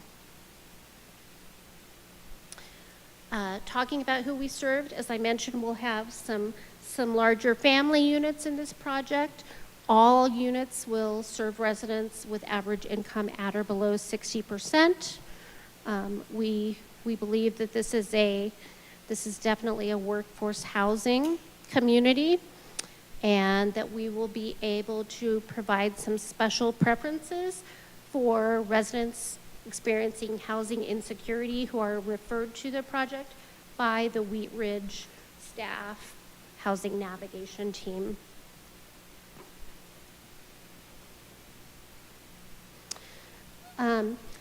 Why is it really important that we move forward on Phase 2 now? Several reasons. We've had recent success in a highly competitive 9% tax credit award round for Phase 1. And as you see, that's coming up out of the ground and going up now, and that was awarded on our first application, which is, it's a major accomplishment. Chaffa gets about 3 applications for every deal that they have tax credit allocation available to award. So, that puts us in the top third of all performers when we submit competitive applications. So we'd like to kind of play off of the success of that round. Currently, we have adequate private activity bond cap to fund this project at the level it needs to be funded at. We have some bond cap that we banked for a few years to get here. bond cap does expire after 3 years. We would never let it expire. We would make sure it got used somewhere, at least throughout the state. But right now, we have enough on our books to use right here locally on the Ives Phase 2.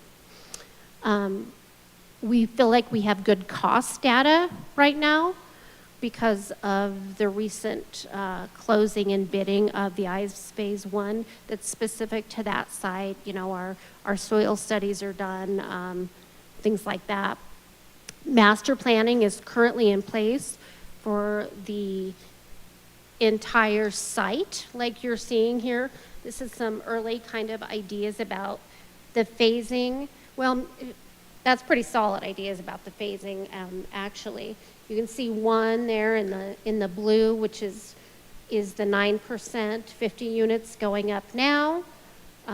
Two would be the bank site and part of the Pep Boys site that we own.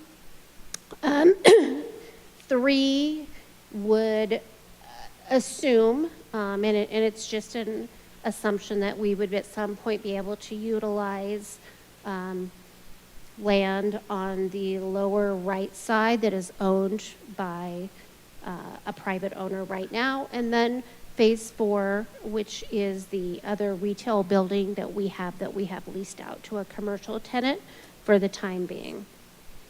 But as I said, we're currently under contract with the master planning group and working through all of this phasing right now, so we'd really like to get it right the first time. And then we're hoping that maybe the timeline would work out close enough that, and, you know, assuming procurement justified the use of some of the same vendors or contractors, that we might be able to roll on to Phase 2 without a full demobilization and remobilization of crews on the site, which would provide some cost savings to us. As I said earlier, and thank you so much for your generosity with your bond cap allocations. We've also had the City of Golden and Jefferson County donate assign their bond cap to this project as well, and I'm talking multiple years of assignment, not just one. We've had early conversations with the Jefferson County Home Funds administrative folks, and they are looking at trying to forward allocate most of their entire home fund awards for 24 and 25 to this project. So the county in cash is looking at a commitment of about $1.5 million. Colorado Division of Housing, we're anticipating a $40,000 per unit commitment from them, so almost $4 million. And then our own commitment, besides the assembly that we've already done of all the sites and all the parcels that I've talked about, we are also intending to reinvest $1.8 million of cash from former public housing projects in the county that we have invested in another asset now, but we'd like to move that investment to this project. We're willing to commit likely up to about 30 project-based housing choice vouchers, and I did an estimate that was probably pretty conservative of the value of the housing choice voucher subsidy. Our current average per unit cost is about $1,100 a month per household that we serve, which is about 1,700 households in Jefferson County. So, you know, $1,100, assuming no inflation, just $1,100 now, you know, times 30 units per month, times 12 months per year, times a 15-year contract commitment that we're willing to make. I think you can see that we're serious about putting our assets into investment in this property and in this community. We typically defer up to up to 50% of our developer fee earnings to be collected over time through cash flow only if we perform well in managing the property. And then we are always willing to carry back equity we have in land that we're using to site the project. So with that, happy to answer any questions about the project or, listen to your dialogue, and very anxious to hear what you all have to say. Thank you. All right, thank you, Ms. Case. I will open it up to councilors for discussion. Ms. Hoppy. Thank you, Mayor Pro Tem, and thank you for this presentation. That particular piece of land is not exactly valuable for us as a city in ownership of it, and except in the way that we can utilize it to catalyze a bigger project like this. One of the things over the years when, the questions have been, how can we get more attainable housing in our community? One of the answers has always been, well, if you own property, then you can sell it really cheap to someone to develop it for attainable housing. And we had the Fruitdale Lofts, and that was all we had that would be usable for that. So we now have this property, which I think is a great opportunity for us to support this project. This is an absolute appropriate place for this type of project and this type of density. It's right on our major corridors, which many of our community members have said, we don't want density deep in our small nodes in our community and our small streets, but we are okay with it being on the corridors. This absolutely helps with the corridors. One question I have though is, you're saying 60% AMI, and in all of your phases in your projects, do you have any plan to go to up to an 80% AMI? So the intention is to use a income averaging technique allowed by the IRS for these types of projects, where we can actually have some units at 70 and 80% of the area median income, offset by units that are restricted 30, 40, 50% of the income of the area median income. But the line is they have to average 59.9 or less. Excellent. That's excellent. I'm so happy to hear that, because that truly does make it work for a workforce housing and a diversity, a balance in that community. So I am definitely in support of giving you this building. And just a reminder, correct me if I'm wrong, but I think 60% AMI is about 52,000 for one person. Does that sound about right in Jefferson County? Somewhere in that range, so about 52,000, just to give you a perspective. For one person. For three people, it's about 67,000. Councilor Weaver. Thank you for your presentation. I have two questions. One for Patrick. Why wouldn't we give them this parcel? What's the downside for us? We've been thinking about this parcel for a long time, and could we get a retail presence there, separate from the the affordable housing project? And I think that would be the only upside. We don't believe that the size of parcel that's left after we gave right away for the Wadsworth project is big enough to really do much of anything. There's no parking. That's why we had to buy the whole parcel, not just the right of way needed for Wadsworth, because the right of way we took basically made the bank property unusable for business operations.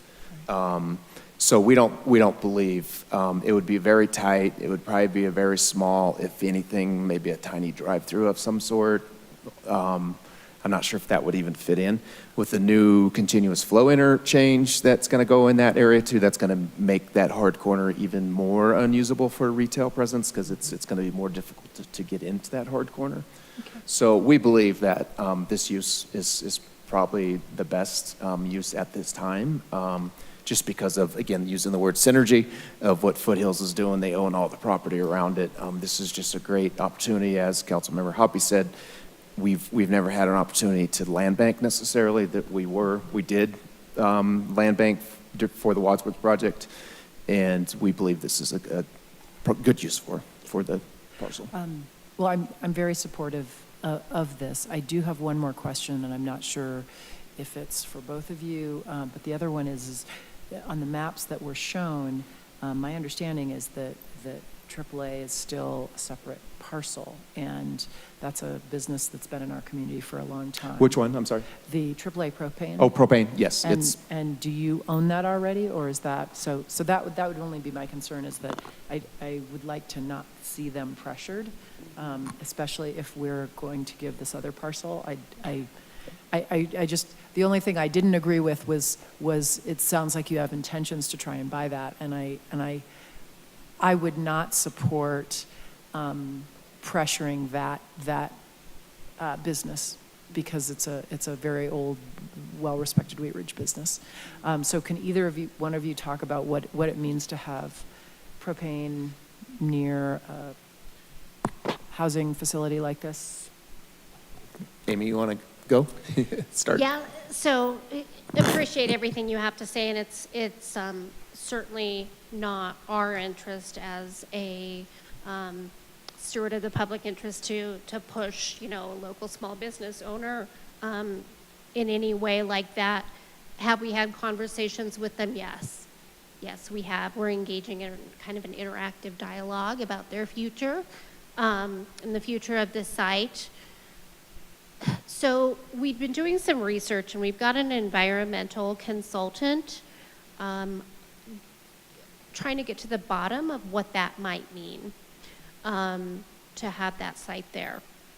What we believe right now is that as long as they are meeting the commercial propane licensing standards, at least of 2017, and we don't know yet, we haven't had this level of dialogue with them, there's really not a setback requirement, because those standards for public safety are so high that it's considered safe to build at or near. But certainly, we've also looked at it with a 200-foot sort of safety zone around it as an option too with our planning.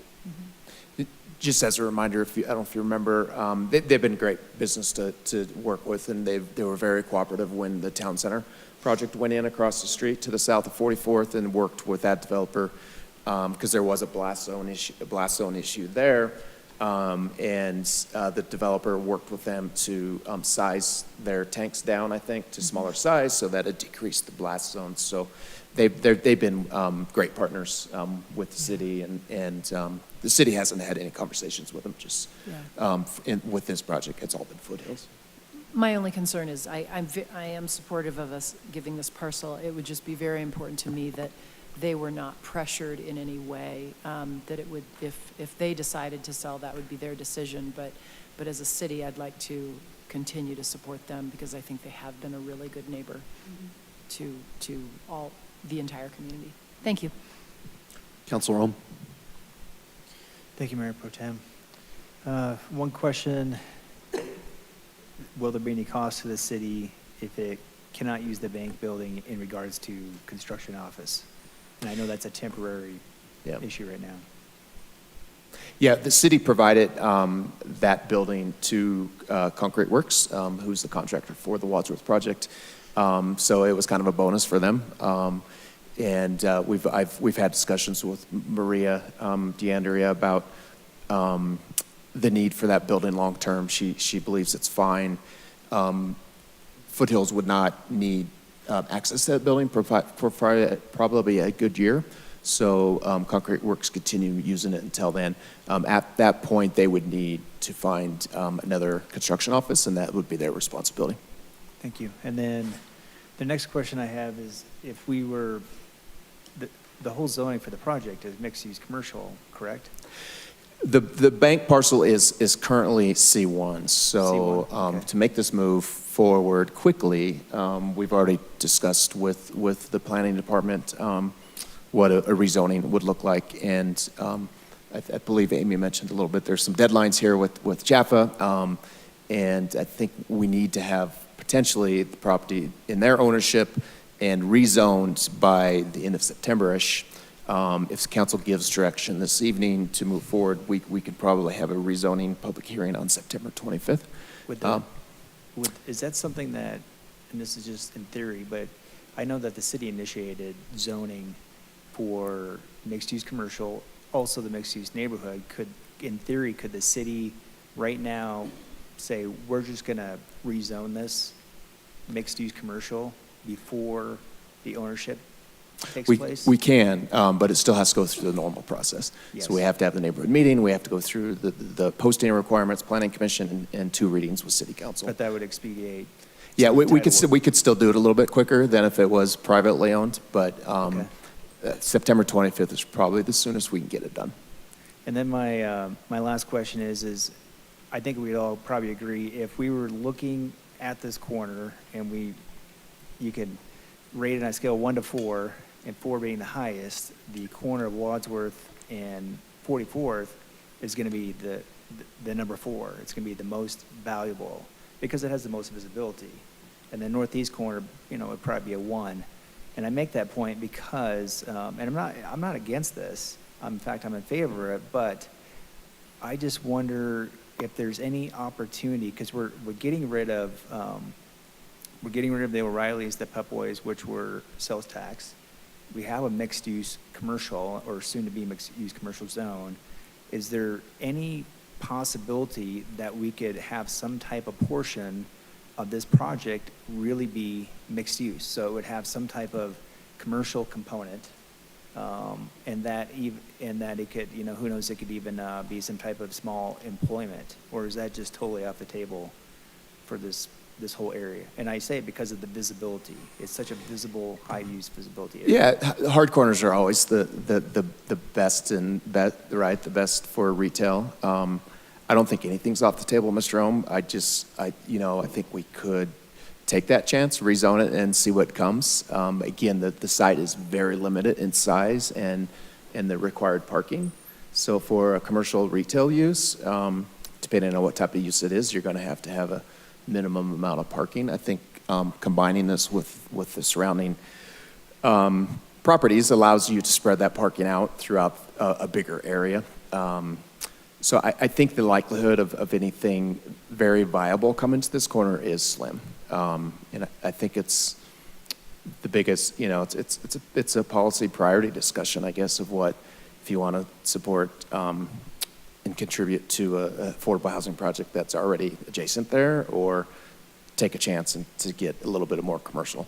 I think the southwest corner of Wadsworth and 44th is going to be probably a higher, better use for some more commercial down the road, in my opinion.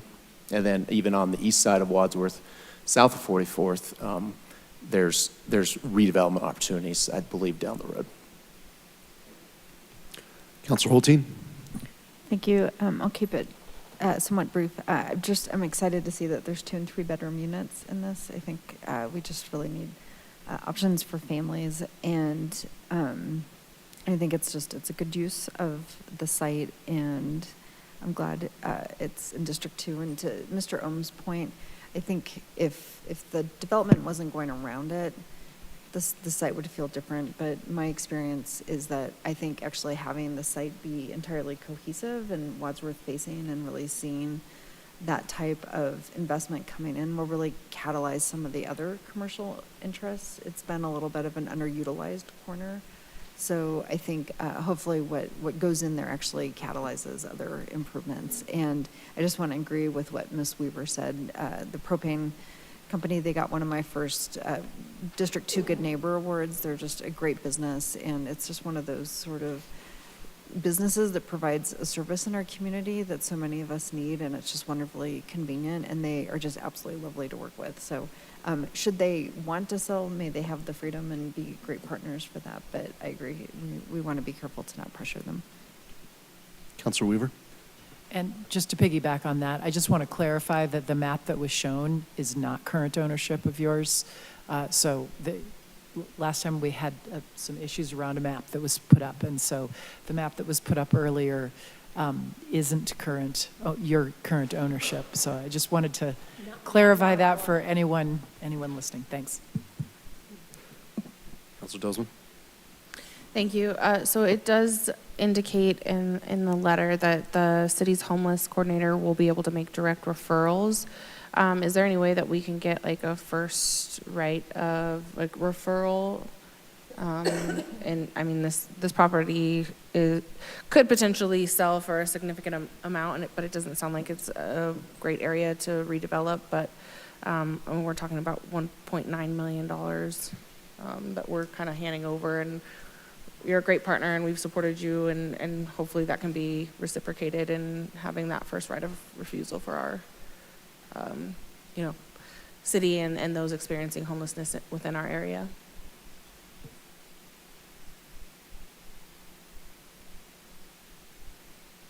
Answer that. Lori Rosendahl, CEO, Foothills Regional Housing. The answer to that question is yes, you will get preference on our waiting list, so your referrals will get preference, and we've done that with other communities as well, including Golden, and we've done it in El Rancho for Jefferson County. What we say is we have 30 project-based vouchers at the site. You will get, your folks will go to the top of the list, your referrals, and then we will pull from that list. Now, what we can't do is we can't hold a unit for 2 months while we wait for a referral, but when we get the set of referrals, we usually get them a couple months in advance. And then under the Housing Choice Voucher Admin Plan, what we do is we start to pull from those.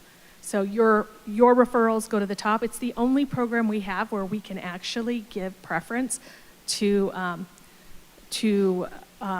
partners on our voucher program. So we're excited about that. So we will be able to give you preference on those. So at what point will that be like written into a contract or agreement?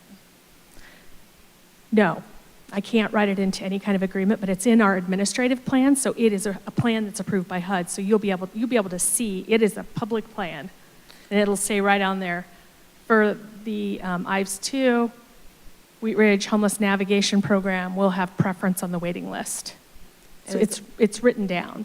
Is that subject to change at your discretion or the organization's discretion? Yeah, we could change it, but if you wanted to put it in like the sales contract or some kind of MOU, we could do an MOU. We will also do an MOU with your homeless navigators because that's what we do with anybody we work with. So we will have an MOU just setting out expectations, saying, we're going to provide this many units, you're going to get preference.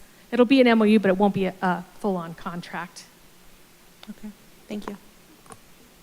And that's a good point. Mr. Dahl reminded me, our city code requires that any sale or disposal of city property besides parkland requires a supermajority, so 6 votes. So we would have to bring back some type of an agreement to dispose of the property, so we could include that language in there. Yeah, to be an ordinance, because the charter requires an ordinance, 6 votes, 3/4 of, quote, the entire council, and that means 6 votes. So we could use the ordinance not only to approve the sale, but to approve any conditions in one way or another, the agreement, the support of that, or the MOU. I take your point about the policy being enforceable long-term, because I expect that that's one of the reasons that would inspire or motivate the council to say yes, and you would not want that consideration to evaporate later. So I'm hearing that it's possible to find the right mechanism for that. All right, any other questions or comments? I'll just say that I support this as well. I think this is one of the best ways we can use that. Even if it were cold hard cash, it's one of the best ways we can help our community and the people in it. So I think that's, and especially since I don't think that corner's ever going to generate the sales tax that's going to be worth coming back. So I'm going to ask for a consensus that we move this forward. Excellent. Okay. Anything else? No, Greg, thank you very much. Let's move to item number 2, membership Thanks, in the Eric. Urban Renewal Authority. Terrific. I'll just turn it over to you. Is that all right? You bet. You bet. Council, you have a very short one-page memo from me and a draft ordinance with a couple of alternatives in it. Presently, we have an Urban Renewal Authority of 7 members. That's been fine, despite the fact that the legislature adopted a statute in 2015 amending the urban renewal law, requiring it to be bumped up to 13 with 3 members that you don't have control over. The Board of County Commissioners, the school district, and all the special districts have to get together and figure out who they're going to put on your urban renewal authority. That was not triggered because it only applied to new urban renewal authorities that were, or urban renewal areas that were formed after the date of the bill, and there haven't been any, but of course those are now proposed. And Mr. Art is here and can tell you what the timing for that would be, because you'll notice that the effective date I've put on and after and a blank for 2023. And we can figure that out, but the kind of the policy call, I think, for the council is, well, if the membership has to increase, how should that be structured locally? I do want to point out that in both of these alternatives, present code right now requires one of the at-large members, or one of the at-large members, quote, may include one elected city council member. It's not required by the code, but it's permitted, and also may include one non-resident individual who owns a business in the city. And that's been useful to the council, I think, policy-wise for a long time. And you can certainly continue that, and either of these two alternative ordinances doesn't change that, but it's kind of about the math. Let me also mention that because this is an authority, you're not limited to the, okay, gosh, the membership has to be equal among council districts, as is true for boards and commissions, where the code, locks you in to 8 effectively. Here that's not true because it's an authority, so you have a little more flexibility there. In order to get to the numbers, and I'll stop in a minute and just take your comments, but in order to get to the 13 numbers, you take, of course, the 3 that you're stuck with from outsiders, and that leaves you with 10. And so how do you do your 10? You can certainly keep the 4 district members and then add 6 at-large members, one of whom could be a council member, of course, just as now. In fact, I didn't change that, and one of which would be non-resident business owner. Or you can switch it around and have 2 from each council district, and then you're down to just 2 at-large, which is true now. So either way, you're able, I think, to reach the numbers. So I'd be very interested in getting your feedback on structurally how to structure it in terms of membership. Then we can certainly work to bring this back to you so that we're in place as we're required to by the law in time for to kind of time it with the adoption of a new urban renewal plan. I would also say that we'll probably have to look at the staggering, et cetera, if you're adding members, that's going to affect current members. I wouldn't expect that we do that brain death tonight. That's a matter of putting together a little chart, and I promise you I'm aware of that issue, and obviously no matter what you do here, we'll need to figure out how to do that. But the policy call, at least I believe at the moment, is the base numbers and how you achieve this, the 10 city members. So I'd be happy to answer questions. Mr. Art, do you have any comments on the timing? No, perfect, Mr. Dahl. What's the time? Okay. Approximately the end of the year. Okay, so we have a little time. Councilor Hoppy. Thank you, Mr. Mayor Pro Tem. So I sit on the Urban Renewal Authority Board, and so this is what I think, the direction that I think we would go, and I'll tell you why I think this way. First, I think that the language that says may include one elected city council member should say shall include one elected city council member, and I think that should be appointed by the mayor. And then what we have currently is, of the 7 mayors, is that we have 1 from each district, we have 2 at large, and then we have me, right?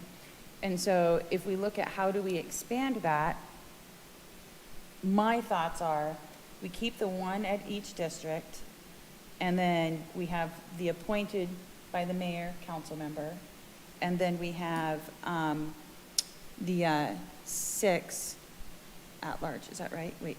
5. 5 at large. 5 at large. Yeah, sorry, 5 at large. I was reading my wrong notes. And this is why I say that. First off, Urban Renewal Authority has several different funds in our budget. And so it's not just one large fund, one large lump of money that we're in there, district for district, arm wrestling over who's going to get the money in their district. There's urban renewal areas in all of our districts. Those urban renewal areas, some of them create a large amount of money that can be spent in that area. Some of them create a small amount of money. And then there's the general fund.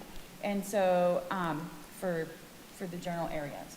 So do we necessarily need to have 2 representatives from each district on the board? I don't think it's necessary. And one of the things that I'm concerned about us getting into a situation is where we're now appointing people outside of the district to cover a district. Because while we've been doing really so significantly better at, getting people to, get applications for our boards and commissions, we do still have a few seats out there that are being covered by other districts.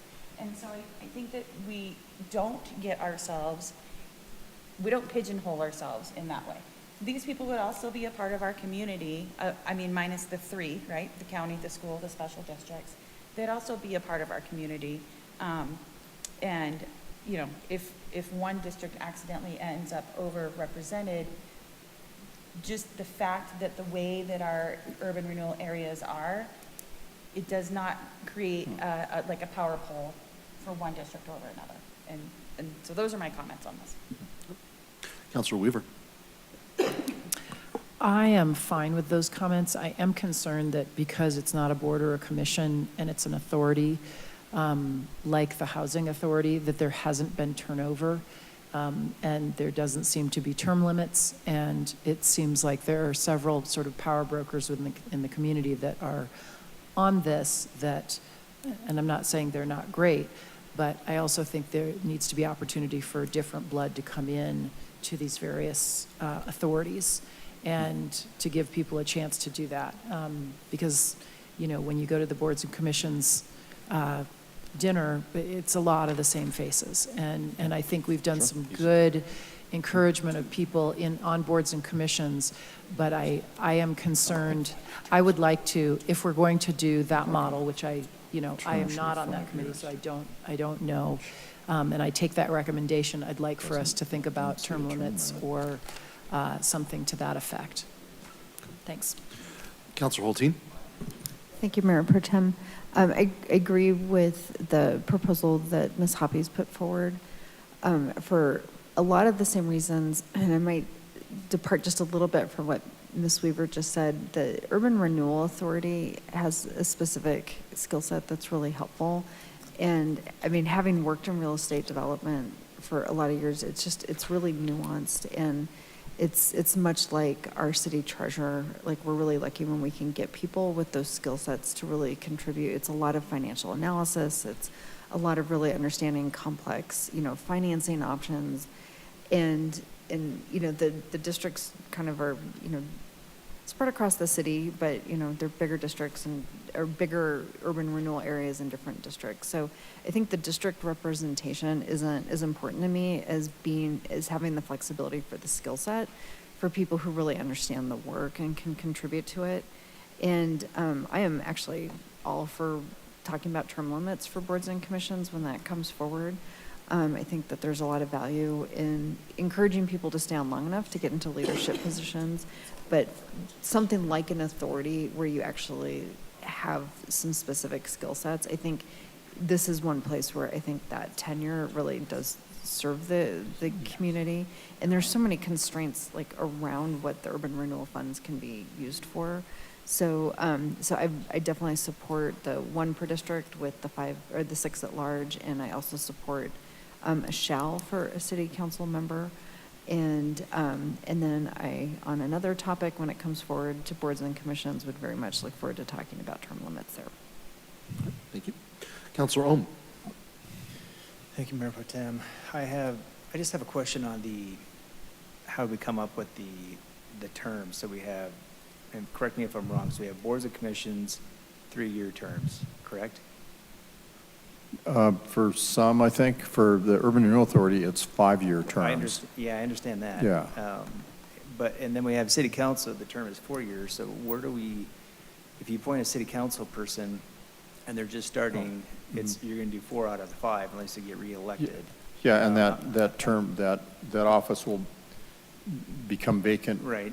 Because that council person, if that council person is not reelected, et cetera, then there will be a vacancy, and you'll have to appoint to fill for the remainder of that term. And so what, I just. No different than other Yeah. vacancies, short vacancies, remainder term vacancies you have to fill. I guess I've never asked this question, but what was the logic between a 3-year term and what was the logic, I'm not even going to say city council, but what was the logic between a 5-year term? Like, why not just make them all 3? They're all 3.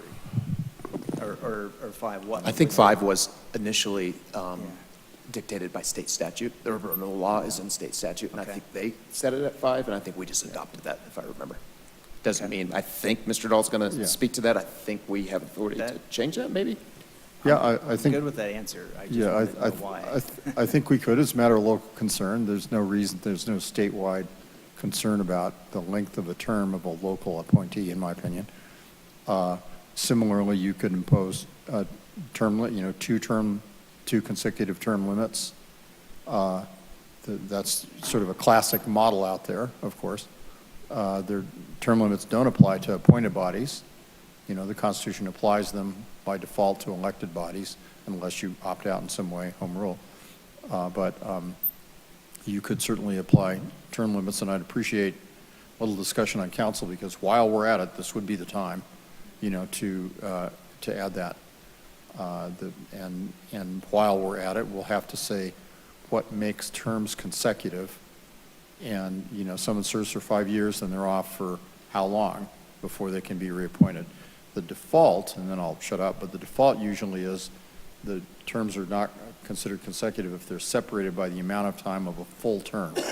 But that would mean somebody serves for 5 years, then they've got the 2 5-year terms, and then they've got to wait 5 years before they can serve another, so that they will have reached a new stage in their life by the time they're eligible, for that 3rd term, which is fine. Or you can say it's a 2-year gap, just enough.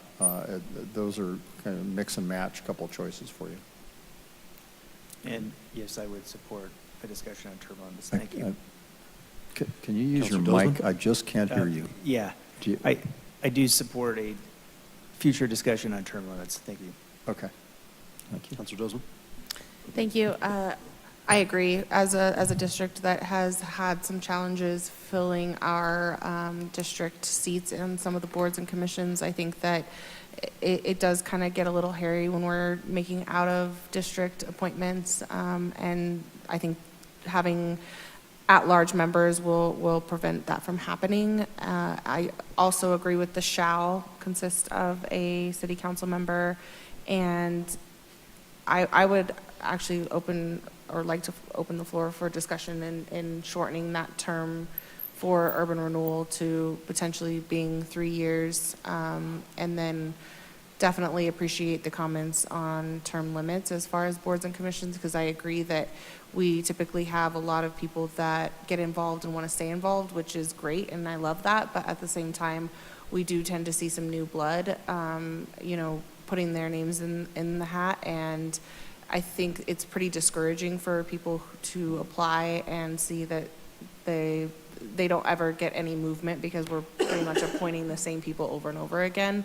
And in some cases, that really allows for us to have continuity in our vision and enacting and carrying that out. But having the demographic shifts that we've seen in Wheat Ridge recently definitely necessitates some people having that opportunity to serve. Thank you. Councilor Hoppe? Thank you, Mayor Pro Tem. I'm kind of hearing 2 things. First off, I agree with Councilwoman Hulteen. This specific set of skill sets that we look for in our community to serve on this authority is, we have experts in the field on this board. And so for us to term limit them out and then to maybe get someone who doesn't necessarily have the skill set to be on the board, I don't specifically support term limits for this particular board. I do support being flexible, and we have a study session item coming up in August, I believe, talking about our boards and commissions, and specifically term limits as part of that conversation that it's going to be coming up. And one that Ms. Scheck reminded us of is, when we're having that discussion and as we craft that, how we decide to move forward with that, we want to make sure that we're flexible so that if nobody applies, that we're not sitting with half-empty commissions and boards because we didn't have anybody apply. So, but also to try to do something with term limits. So I guess I'm hearing like, yes, term limits, but what I think I'm hearing is term limits on boards and commissions and not necessarily this specific item. Maybe I'm hearing that wrong, but what I'm saying is I support the conversation that we're going to be having in August around term limits with boards and commissions, but this specific Urban Renewal Authority board, I don't support necessarily term limits being added to it for the reasons already said. Sorry. Councilor Weaver? I'm going to respectfully disagree, simply because a 5-year limit is a long term. And when a person's on a urban renewal committee for 10 years, that's a lot. And while I respect that it's complex information, we have a lot of smart people in this community who often deal in this information. And to Councilor Hulteen's point, I recognize that maybe we need a long-term limit because of that sort of ramp up to understand, to be on urban renewal. But I've had people express interest in it, and there's no opportunity for them to, in the near term to ever get on urban renewal because of the way we this would be an opportunity to bring in more people. So I just respectfully disagree that I think we do need to have some term limits on even committees like this. Because 5 years is a very long term. That's great. We can do 5 years, but then I question whether that's an automatic renewal or if that's something we limit people out after 5. Councilor Dozman? Thank you. I would have to agree with the comments that Councilmember Weaver is expressing, and if we're going to maintain a 5-year term for urban renewal, I would like to see a term limit after 2 consecutive terms, and then if it's a period, like a gap of 2 to 3 years, and then they would like to reapply, that would be appropriate. And can staff indicate how much turnover there's been on this board as it is currently? Not much, very little. People are very interested in what we're doing in the community. So I think, Yes. yes. Yeah, they have to apply every 5 years. It's not an automatic renewal. Councilor? Oh, I just wanted to mention, so I think our newest members are Celeste, Commissioner Tanner, and Byrd, and Commissioner Byrd. And I can tell you that it was hard to find them to add to the board. But I guess we can see if we're going to be looking at, five alternates, that's 5 open seats that don't belong to the county, the school, the special district, the mayor appointment, or the districts, right? So that's 5 at-large open seats, and we can, determine how popular is it really? But I would support 2 5-year terms with a 2-year gap in between. If that's really, I can compromise to that if that's really something that the majority of council are wanting to push for. Councilor Hulteen? I would get behind a 2 5-year term limit. With maybe perhaps could we have a caveat, like in the event nobody applies for the seat and the person is interested in extending, then that option could be offered to them. And that is a way to dodge getting in a situation where we're having to land grab for empty seats because we've restricted somebody who's interested in continuing to serve. So it would be restricted if there are new people who would like to serve, but in the event they aren't, then that seat would be offered to the person who's been serving if they're interested in continuing. Councilor Ohm? Thank you, Mayor Pro Tem. I think to extend that, I agree with Councilmember Hulteen that we should but we should also, if nobody comes forward, we definitely don't want the gap. But maybe then it could revert to some type of 1 year, you know, because they've already done their 10, and nobody's coming forward. You give it to them for another year, and then see if something opens up. Yeah, to try to make some flexibility.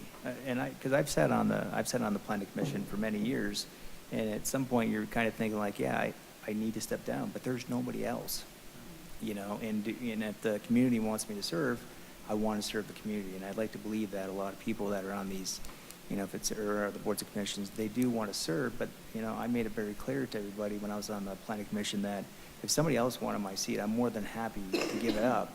But there, you know, it was that and the COVID, and I stayed on, but made it clear that at some point it's like I need to transition out of this. So, thank you. Councilor Desmond. Thank you. So I was going to ask, I'm probably directed at Councilmember Hoppy, as far as like, do you feel that a term limit would be a deterrent for applicants? For new applicants, I don't think a term limit would necessarily be a deterrent. And I think if we write it smartly, like the discussion that we're having, where it's, you know, you can serve for 10 years, a 2-year break. If no one applies, then we can apply a 1-year extension and then reopen the seat. I don't think it would be a deterrent. So then I guess my next question would be for staff, as far as like, what is that language appropriate and legal for us to have a 2-year gap and then an extension? I mean, how challenging would that be to kind of Sure. to legislate? We can write that. You know, there are patterns out there already where you have basically that model with different numbers, but that structure's there. And what I'm hearing is you can serve 2 consecutive 5-year terms.